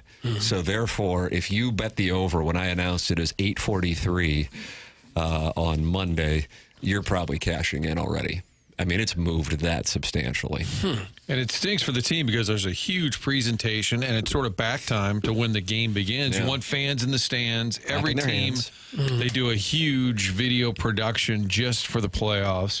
You want people to see it, and you want to be able to have it as the perfect lead-up to the guys coming out on the ice. So if they keep moving the time, it's like, all right, slide the open, slide the production. I'm going to say 8:48, Tim. 8:48's a nice number. 8:48's a nice number. I'm going to go with 8:49. Oh, he Price is right at you. The worst. Price is right at you. Either way, we were talking about it leading into our conversation with Jamie Rivers, who was our guest in the Fisher window endorser 8 o'clock hour. He thinks it too, that tomorrow night it's going to be bat crap. Doug, missiles on skates. Missiles on skates.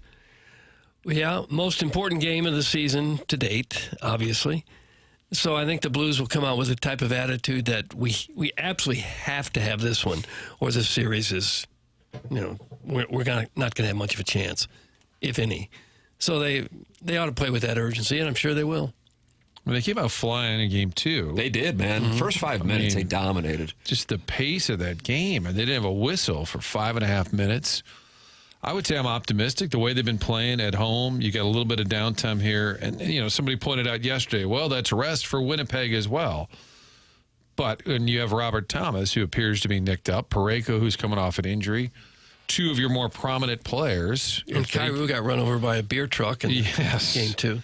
If you get a little extra time, I'm sure they're sore over there too, but I'm talking about prominent players who are dealing with injuries.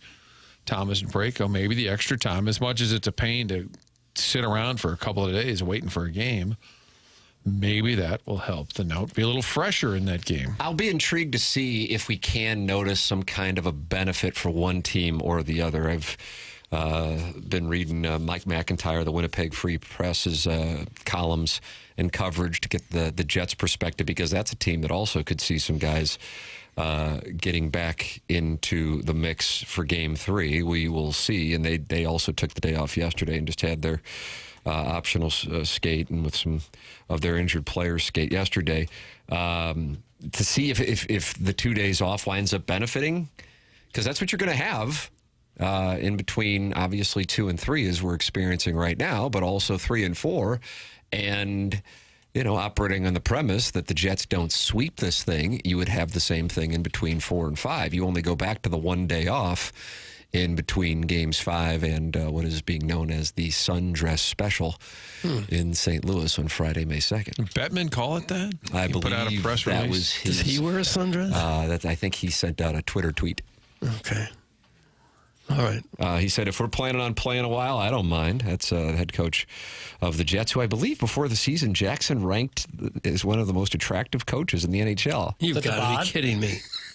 Excuse me? Is it the bod? No, he would be Carolina.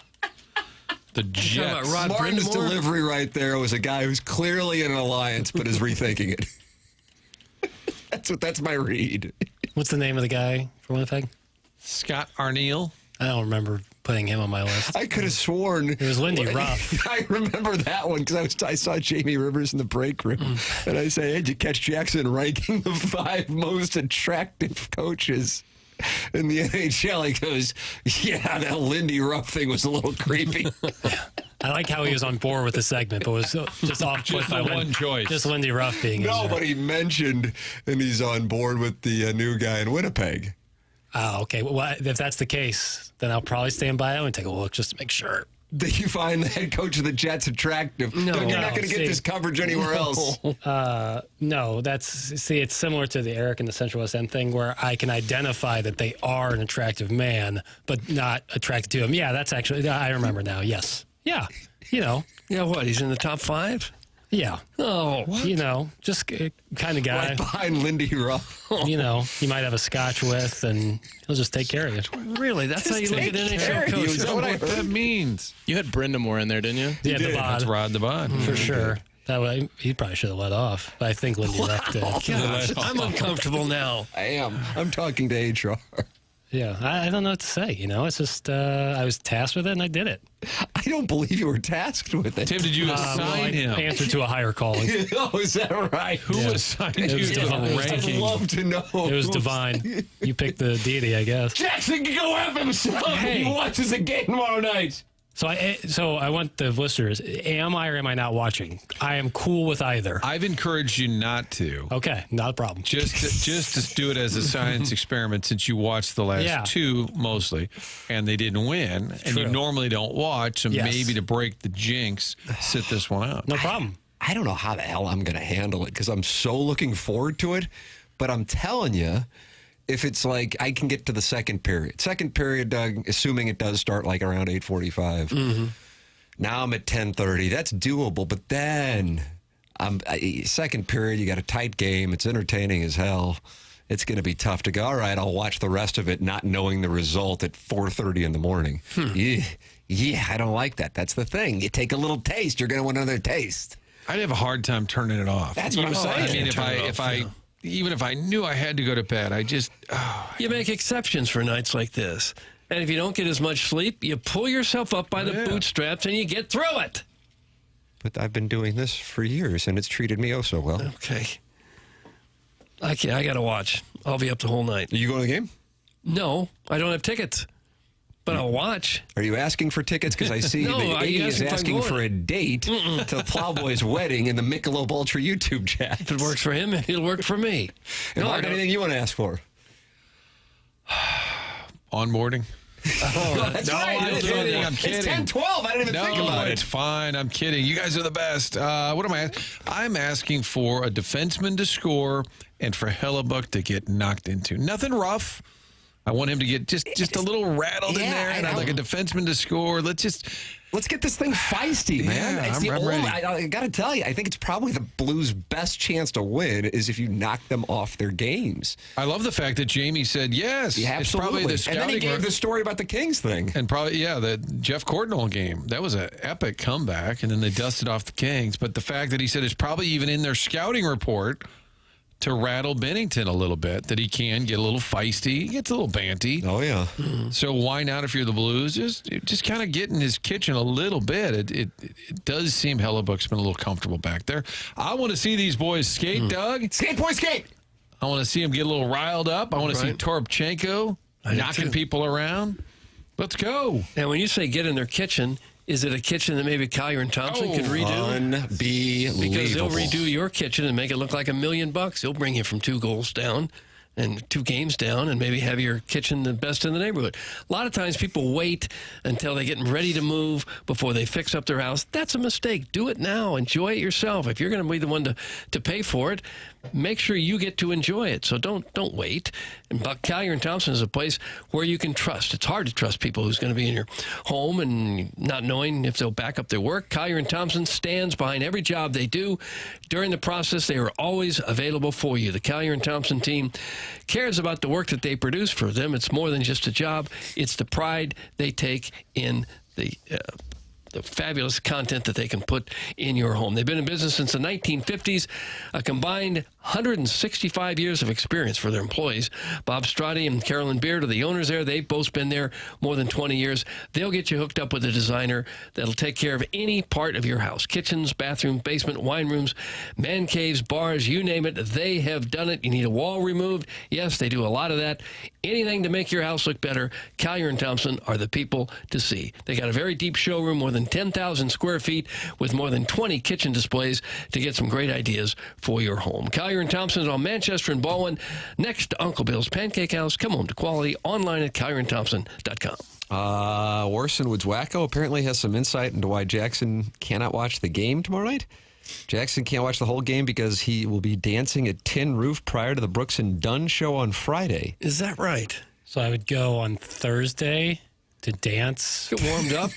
The night before. Just to get warmed up. I'm not too well versed in Brooks and Dunn and their work. Is that dancing tunes? Doug, do you like My Maria? Yes. Yeah, well, there you go. Uh-huh. Neon Moon, I think, is theirs. So would you dance to that? Maybe boot scooting. Okay. I can boot scoot with the best of them. Okay. I won't be at Tin Roof tomorrow night. No shot. Disappointing. Let's tell you. You can email in on Jackson at Tin Roof Boot Scooting to My Maria. Yeah. The morning after at InsideSTL.com, Design, Air, Heating, and Cooling email of the day. We've been joined today by Jamie Rivers, by Taylor Twellman, by Stephen Matz. You can always go back and podcast via the Schaefer Door Company podcast. Martin's heading out for onboarding. The program is called TMA, and it's presented by Brown Group on 101 ESPN.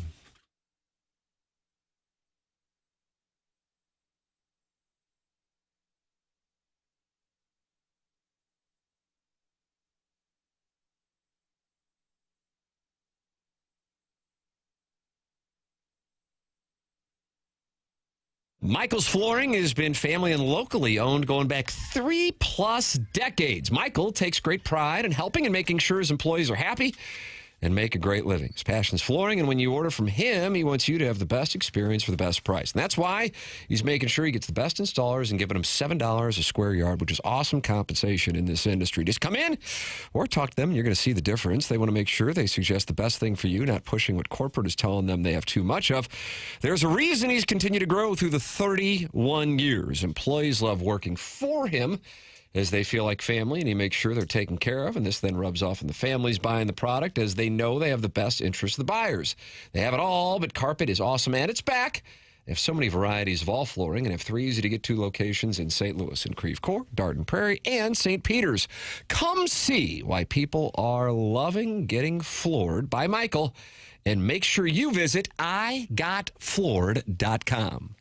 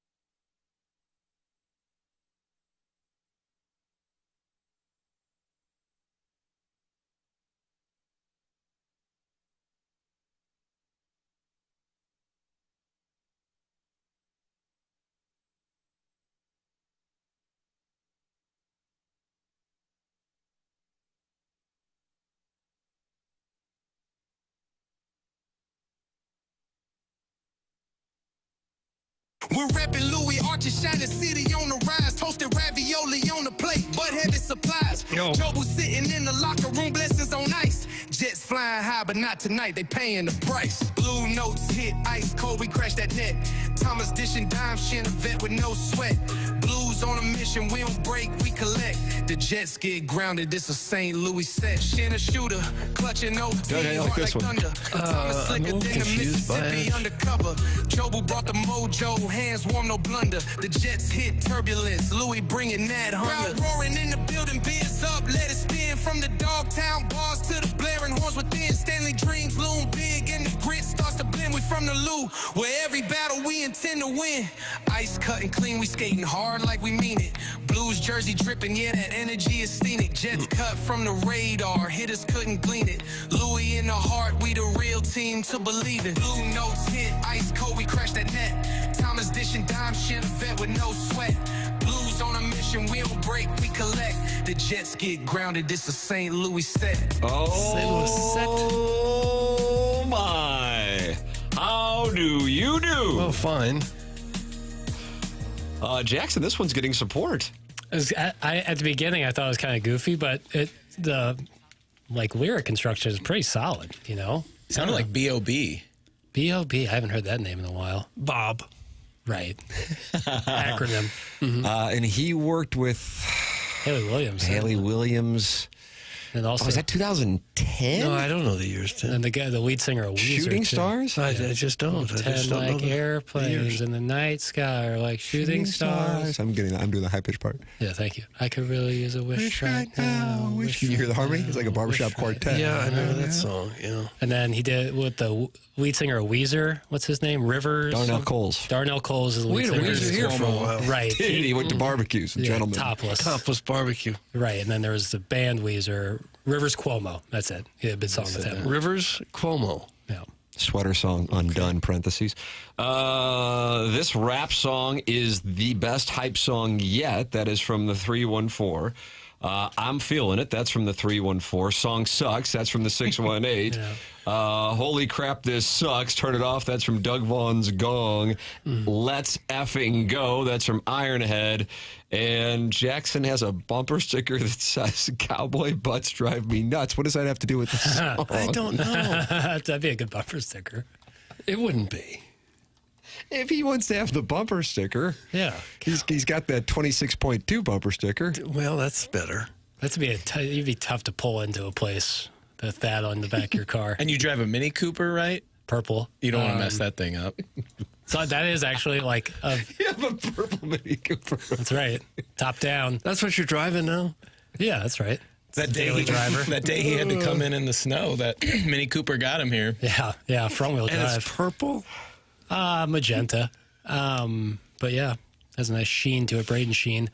I do think that's like a funny fantasy football punishment. Like the thing where you have to sit at Waffle House for 24 hours, I think is kind of played out. But having to have like a bumper sticker on your car. That's the thing you do if you lose a bet. You sit at Waffle House. Some people throw you out. You get to take an hour off every waffle you eat. Yeah, so the fantasy football punishment sometimes is like, 24 hours in the IHOP or Waffle House. And yeah, for every pancake/waffle you eat, it takes an hour off. That's been done a lot, but I think having a bumper sticker on your car for a whole year until the next loser is pretty awesome. Doug, rank the following, if you would. Waffles, pancakes, some call them pan cans, and French toast. I got to, gosh. I'll go French toast I think that's right. I think that's right. I do think that's right. I think so. Ugh. What'd you say first? French toast? French toast. Jackson's I think 1,000% correct. It's kind of a, it's kind of a unique little thing to have. Do you like cinnamon on it, boy? Yes, I do. Boy. What about some nutmeg? That's fine. Whipped cream? Oh, okay, that's enough. Then I'm going to say the waffles and then pancakes. How many pan coins you got, bitch? Okay. Yeah, I actually think your words, sir. Pancakes too. But I'm with you. French toast to me is number one. Yeah. It's a treat. It's amazing. Your thoughts on French toast? I think no, I haven't had it in years. Similar to my donut take, it's not really breakfast, or it shouldn't be. It's probably just cake. Yeah, I mean, you're just literally you're essentially eating cake under the guise of a different name to make you feel psychologically better about your lack of self-discipline. I'm sorry I said it, but I'm not running for office. I decided not to. Honestly, all three of those items are just dessert that you have for breakfast, but they are outstanding. If you're dealing with a lack of discipline, low energy, motivation, all you can do is eat French toast. No, you go to Mentality. That's absolutely right. That's exactly right. Mentality is a local healthcare facility that specializes in helping men feel and perform at their very best. Board-certified physicians provide a full physical consultation and blood panel analysis all during your first visit. Mentality focuses on free testosterone levels, which many doctors overlook, ensuring your treatment is tailored to your body. It is Mentality. I've gone out there. I've gotten tested super easy, in and out within 20 minutes, super friendly staff, and I recommend you get tested as well. Don't let low testosterone hold you back. Be your best for yourself and your family. Visit mentalityhealth.com/radio and find out how to book an appointment or find out more at mentalityhealth.com/radio. The program's called The Morning After. It's presented to you by Brown and Crouppen on 101 ESPN and the TMASTL YouTube channel.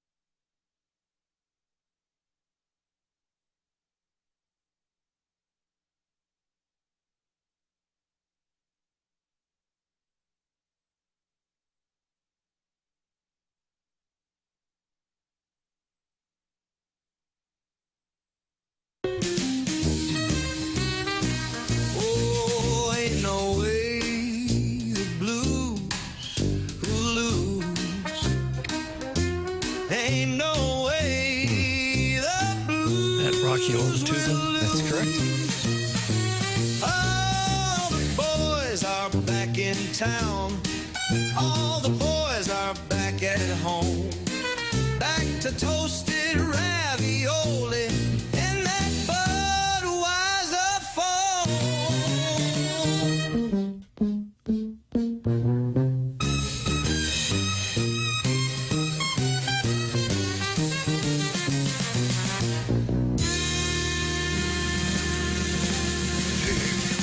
That was nice. Very nice. You felt like it was a little too brief. Well, yeah, it wasn't a real long song. I was No, talking about that was toasted just ravioli and Budweiser foam. That was the tail end of a song I played earlier. I already Okay. played the first half of it. Okay. Not kind of want to get to because I like that one a lot. I like the big band.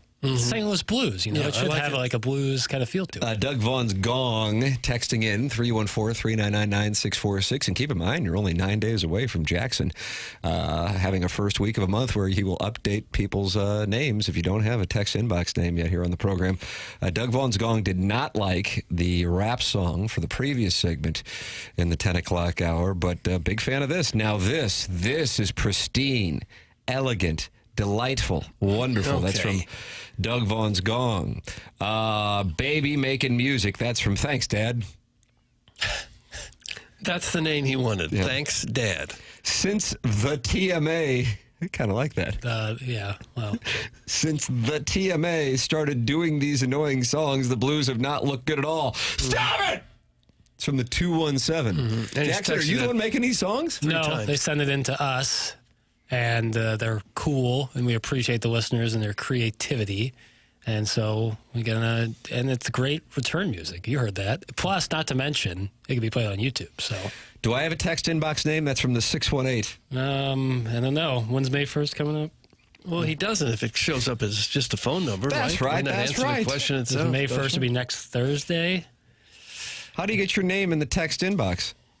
Doug, that's from the 314. Next Thursday will be May 1st, and I will be changing names left and right. The answer to the question is you send in, say, hey, Jackson, could you please change my name from this phone number to, because we see the phone numbers pop up, but if you don't have a name saved, I just read it as from the 618, 417, what have you and whatnot.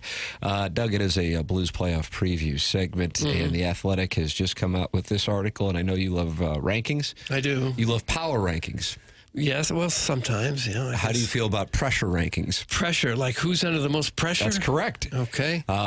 See how I sniffed that out? Sean McIndoe of The Athletic. Why is he chirping?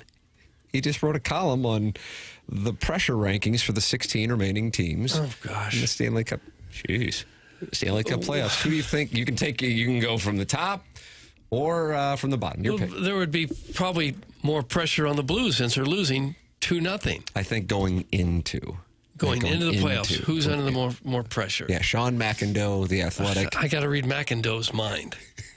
How about the Jets? As the team with the most or the least? How about the most pressure? That's correct. Okay. I was stunned by that answer. Well, they won the President's Trophy, and they haven't won anything lately, and they've been bounced out of the playoffs early. I know, but I mean, in comparison to, like, the Leafs, I couldn't believe it when I saw it. But, Doug, tip of the cap to you. You and Sean McIndoe must have something. Yeah, I don't know why. He says, if you were going to sketch out what a perfect Jet season would look like, this would be it. Their best player was so good that he should win the MVP. Their other leaders all met or exceeded expectations. They were relatively healthy, and in a brutal division, they managed to finish first and earn a very winnable matchup. Bo! Bo! Did you hear that? Yeah, winnable. He said very winnable, though. Mm-hmm. He thinks we're chopped liver. Jim Montgomery's got that in the bulletin board room. Add it all up, and they've already banked their first ever President's Trophy. Will that matter? Not if they can't make a deep run. Even putting aside concerns over attendance, which we probably shouldn't, it's hard to see where they go from here if it all falls apart in the postseason once again. We know they're never going to be a big UFA destination, and they're going to be on no trade clauses around the league. That's nice. That's for the Tourism Bureau. Those are big obstacles most teams don't deal with, but they're just the reality for Winnipeg. They basically need to draft well, keep the stars they develop, and then hope it all comes together in one perfect season. And so far this year, that's pretty much what's happening. Mix in a 2-0 series lead over the Blues and suggest they can escape the first round relatively easily, and the path's all laid out. This isn't a young team, and the degree of difficulty may be higher in Winnipeg than anywhere else. It's there for the taking right now, with the whole country ready to root for them. If not now, when? I don't know when. I don't know. I didn't realize that are they already being looked at as a team? I know that they had attendance issues a couple of years ago. Yeah, not now. Not when you're the best team in the league. I do have to pose this query, and I guess I'm crowdsourcing, and I realize I'm probably just asking you, Doug. The Thrashers moved there after Atlanta didn't work out, and now Atlanta's back in the mix for an expansion team. Again, that'll be their third hockey expansion team. This is all relatively recent. You know, the Thrashers were I remember Kachuk got traded there, Walter, in 2000. Was that 2007? I just don't know the years. I'm just surprised that there's already talk of a team that's only been in a place for like a decade, a little more than a decade, to be in trouble. In trouble in terms of the pressure, or in trouble in terms of possibly moving? In trouble in terms of possibly moving. Pressure is one thing. Well, it's a small market. Yeah. Their first season was 2011, 2012. So, I mean, a little more than a decade. Yeah, I think if you're like... I can't believe you're going into this one, but I'm anxious to hear what you say. Well, you talked about like how it's not a very... Well, was it McAdoo? Sean McIndoe talked about how it's not a popular place for UFAs. It's not often on no trade list. If you're like the owner of the team, you might be like, boy, like I think I've put together a really good team. Falter in the first or second round of the playoffs. Can't get it done. Tough to get new players in. If we go somewhere else, it might be considerably easier, and I can probably make more money. It sucks for the people of Winnipeg. It's not their fault. Well, they've managed to put together a hell of a team, so it's obviously not impossible. Hell of a team, but as hell you of a buck. said, a lot of it's, in-house. Right, developed, and yeah, and I think that's great, but like, what's the sustainability of that? So having read what he laid out, I get it. I just didn't realize, because in other words, if they have another, teaser season in which they have a great regular season, but then go nowhere in the playoffs and get knocked out in the first or second round, then perhaps these fans who aren't really supporting the team anyway because they're kind of getting tired of good regular seasons with bad postseasons, does that jeopardize the franchise's stability? So from that standpoint, I follow it. Number 2 surprises me, the Dallas Stars.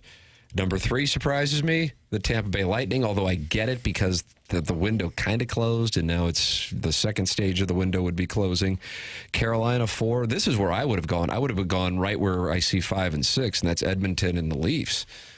Edmonton, because you're sitting there going, okay, at some point, we got to do something. I mean, a Western Conference, championship was great, but we can't have Connor McDavid and not win a cup. And then in Toronto, which I would have, if you just asked me before I read this column, I would have said Toronto's number 1, because I think that's the highest pressure cooker in the NHL. For the record, Doug, the Blues are 15th. Well, I can see that. 14th. Wild 15, L'Habitant 16. Expectations weren't terribly high going into the year, and people, it seems like a lot of folks are just really happy that they're in. And I don't know where the pressure would be coming from. It's not, media pressure is not going to be all over the Blues if they don't win. I don't know what really kind of pressure they're talking about. The Blues draw extremely well here. We assume they're not moving to Saskatoon anymore, that's off the table. So I wouldn't think the Blues are under a great deal of pressure this year. The column says a late season win streak transformed them from bubble also-rans to, well, something else. We're still not quite sure what, because they're heavy underdogs to the Jets, but as far as late season transformations, nobody can match the Blues. The elephant in the room here is 2019, when the team went from dead last to Stanley Cup champions. It's tempting to try to force this year into that same narrative, even if it's not quite a fit. If they lose, it will be an expected result that still might feel like a missed opportunity. Yeah, I disagree with the missed opportunity. I mean, I guess anytime you lose in the postseason, but this just isn't they're not the same team that rattled off all those wins. And I think that's been pretty clear here with what's going on. I'm getting tired of this McDonut guy chirping our brand. You said the Canadiens were in last place? Yes. I really messed up by not putting Martin St. Louis as one of my 4 or 5 most attractive coaches. Oh, are we getting back to that? Unbelievable. Doug and I are having a wonderful discussion about the St. Louis Blues, and it's hijacked over here by Adam Silver and to try to run the conversation to the ground by ranking Martin St. Louis as one of his 5 most attractive coaches, right there behind Lindy Ruff. I mean, look at it. The salt and pepper look now. It's good stuff. You like a salt and pepper look on a gentleman? Speaking of that, brief aside, you see George Clooney dyed his hair? Well, it's for the play he's performing. Oh, okay. Thank God.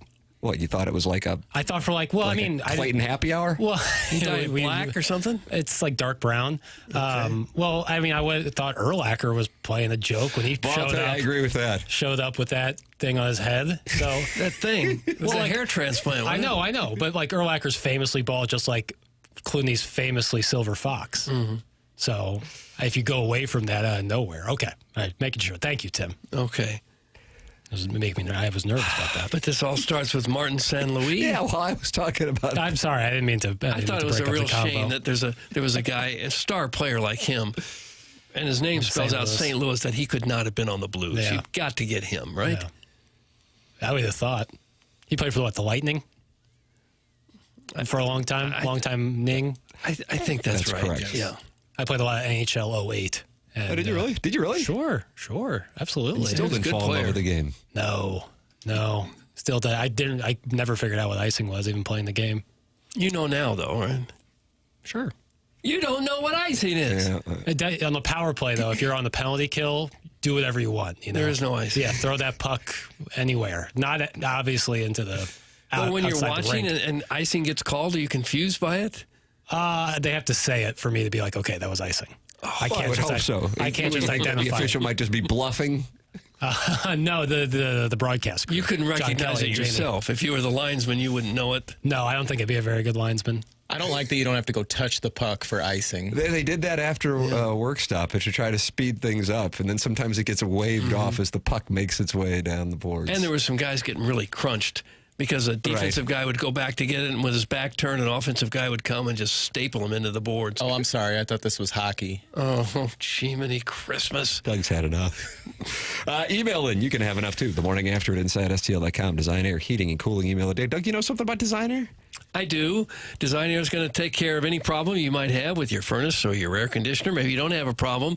And to be wise, just to get some regular maintenance. And that's where Design Air comes in. Seth Goldcamp and his team have been serving St. Louisans since 1904. It's a 4th generation St. Louis business and the longest running TMA supporter and advertiser on the show. And for that, we are very grateful. Seth and his team do a fantastic job. I've had them out to my house a few times to do some maintenance. They get in, they get out, and you know what else? They put on those little hospital-type booties so they don't track anything in your house. Attention to detail is big with them. They'll never try to upsell you. They'll always give you exactly what you need. That's how they train their employees, and they take that reputation very seriously. Their website, easy to navigate with the convenience of online scheduling. Now, you don't even need to call. Just schedule online. They'll get out there for all of your heating and cooling needs. Choose Design Air Heating and Cooling. You can find them online at designairservice.com. There it is. Design Air Heating and Cooling email of the day. Next here on 101 ESPN.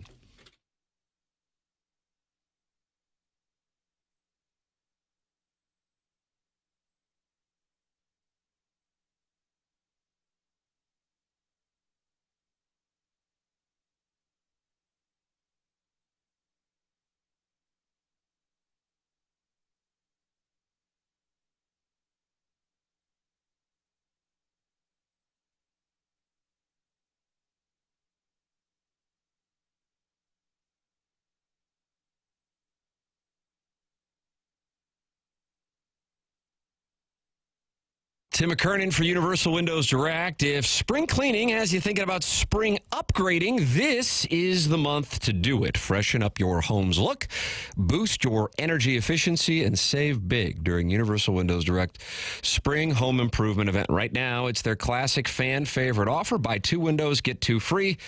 And there's no limit. Need 4, you pay for 2. Need 12, you pay for 6. You get the idea. But this month, the savings don't stop there. For a limited time, Universal Windows Direct is also offering no interest until 2030. That's right. Upgrade your home today and don't pay a cent in interest for 6 whole years. It's the easiest way to start your project now without the financial pressure. And here's the real spring surprise. Get a bonus $500 off your entire home improvement project. So if you're thinking about adding an entry door or vinyl siding, this is another way to do it and save. So what are you waiting for? Upgrade your curb appeal, increase your energy savings, and take on those big projects with confidence. Schedule your free in-home estimate today by calling 314-334-2522 or visiting universalwindowsdirect.com. For the last windows you'll ever need, go with Universal Windows Direct. And like me, you'll be saying, I love my windows.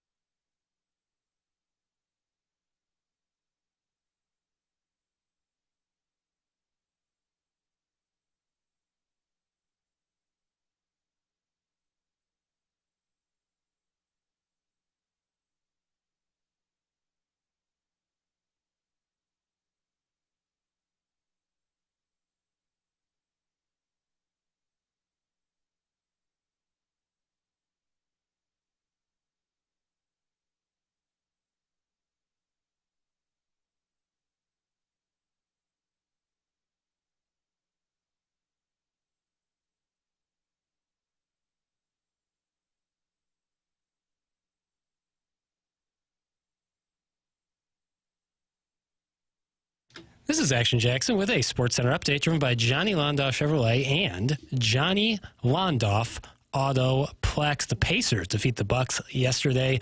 Pascal Siakam, a.k.a. Spicy P, with 24 points and 11 rebounds. Pacers have a 2-0 lead in that first-round series. That was another SportsCenter update driven by Johnny Londoff Chevrolet and Johnny Londoff Autoplex. See them at londoff.com. Chevy, together we drive. Are you kidding me?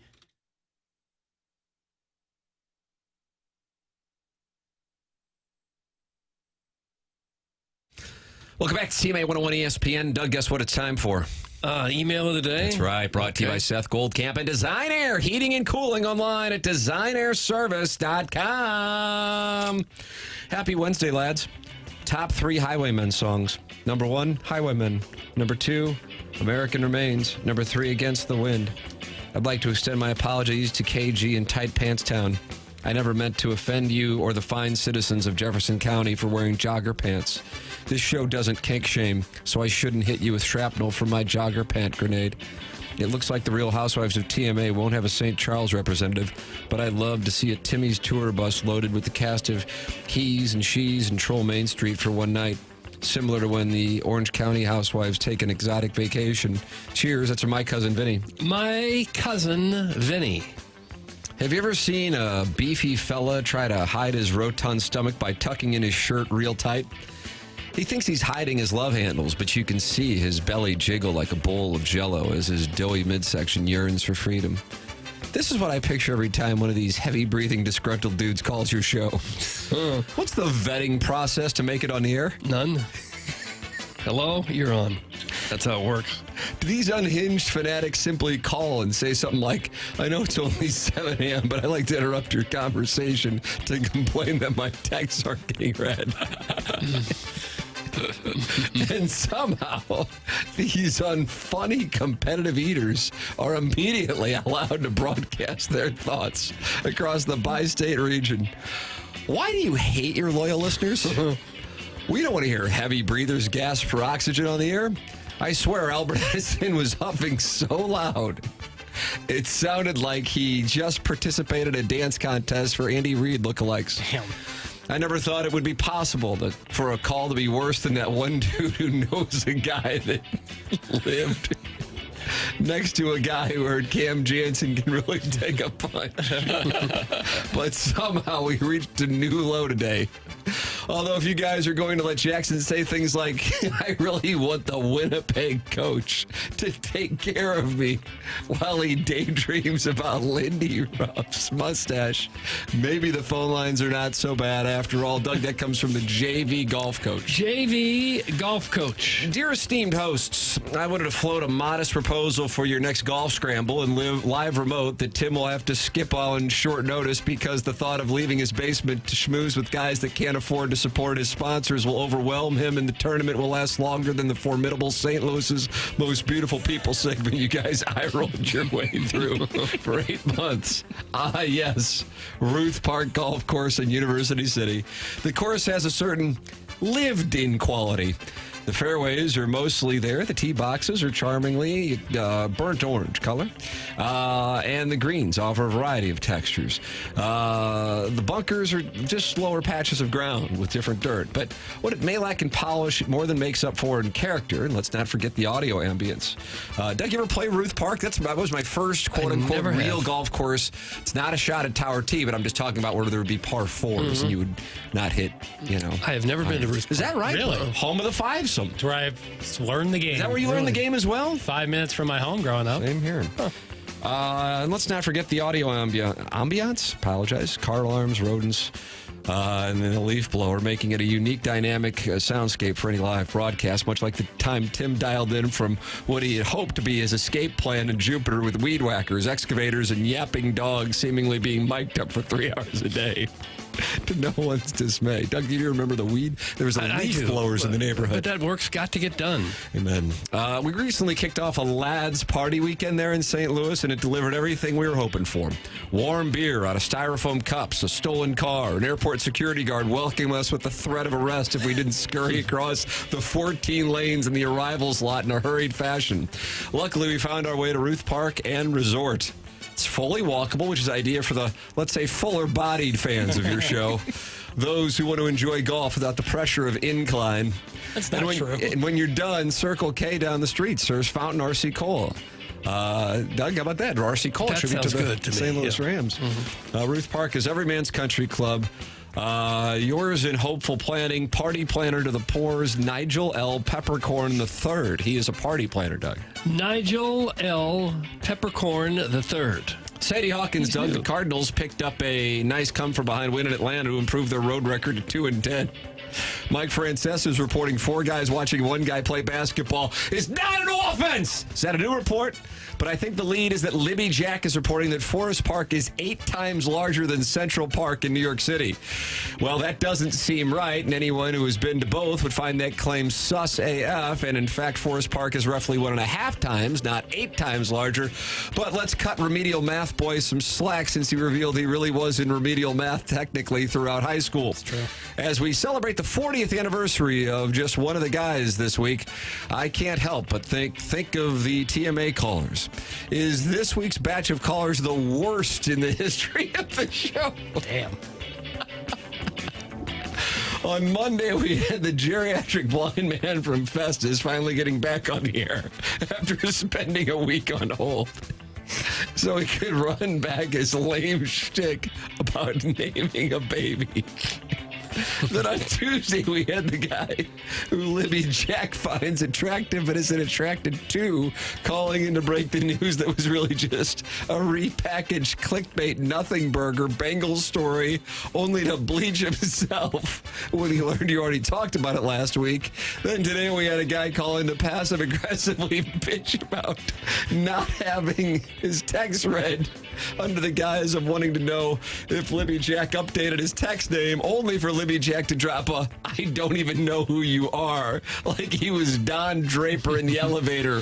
Bleach them all! That's from Buck Swope, and that's what we have for the Design Air Heating and Cooling email today. What you got? That was very nice from Buck Swope. Very nice little email, but I'm going to have to vote for JV Golf Coach. I agree. JV made me laugh the best. I'm Buck Swope. Oh, my God. I think it's JV Golf Coach, and I thought Buck Swope was really good. JV Golf Coach has won the Design Air Heating and Cooling email today. Time for us to go. BK and Ferrario are up next for Jackson Burkett, for Chairman Kurt, for Martin Kilcoyne, for my brother Kevin, for Douglas Sullivan, Vaughn, and Tim McKernan. This has been The Morning After, presented to you by Brown and Crouppen on 101 ESPN and the TMA STL YouTube channel.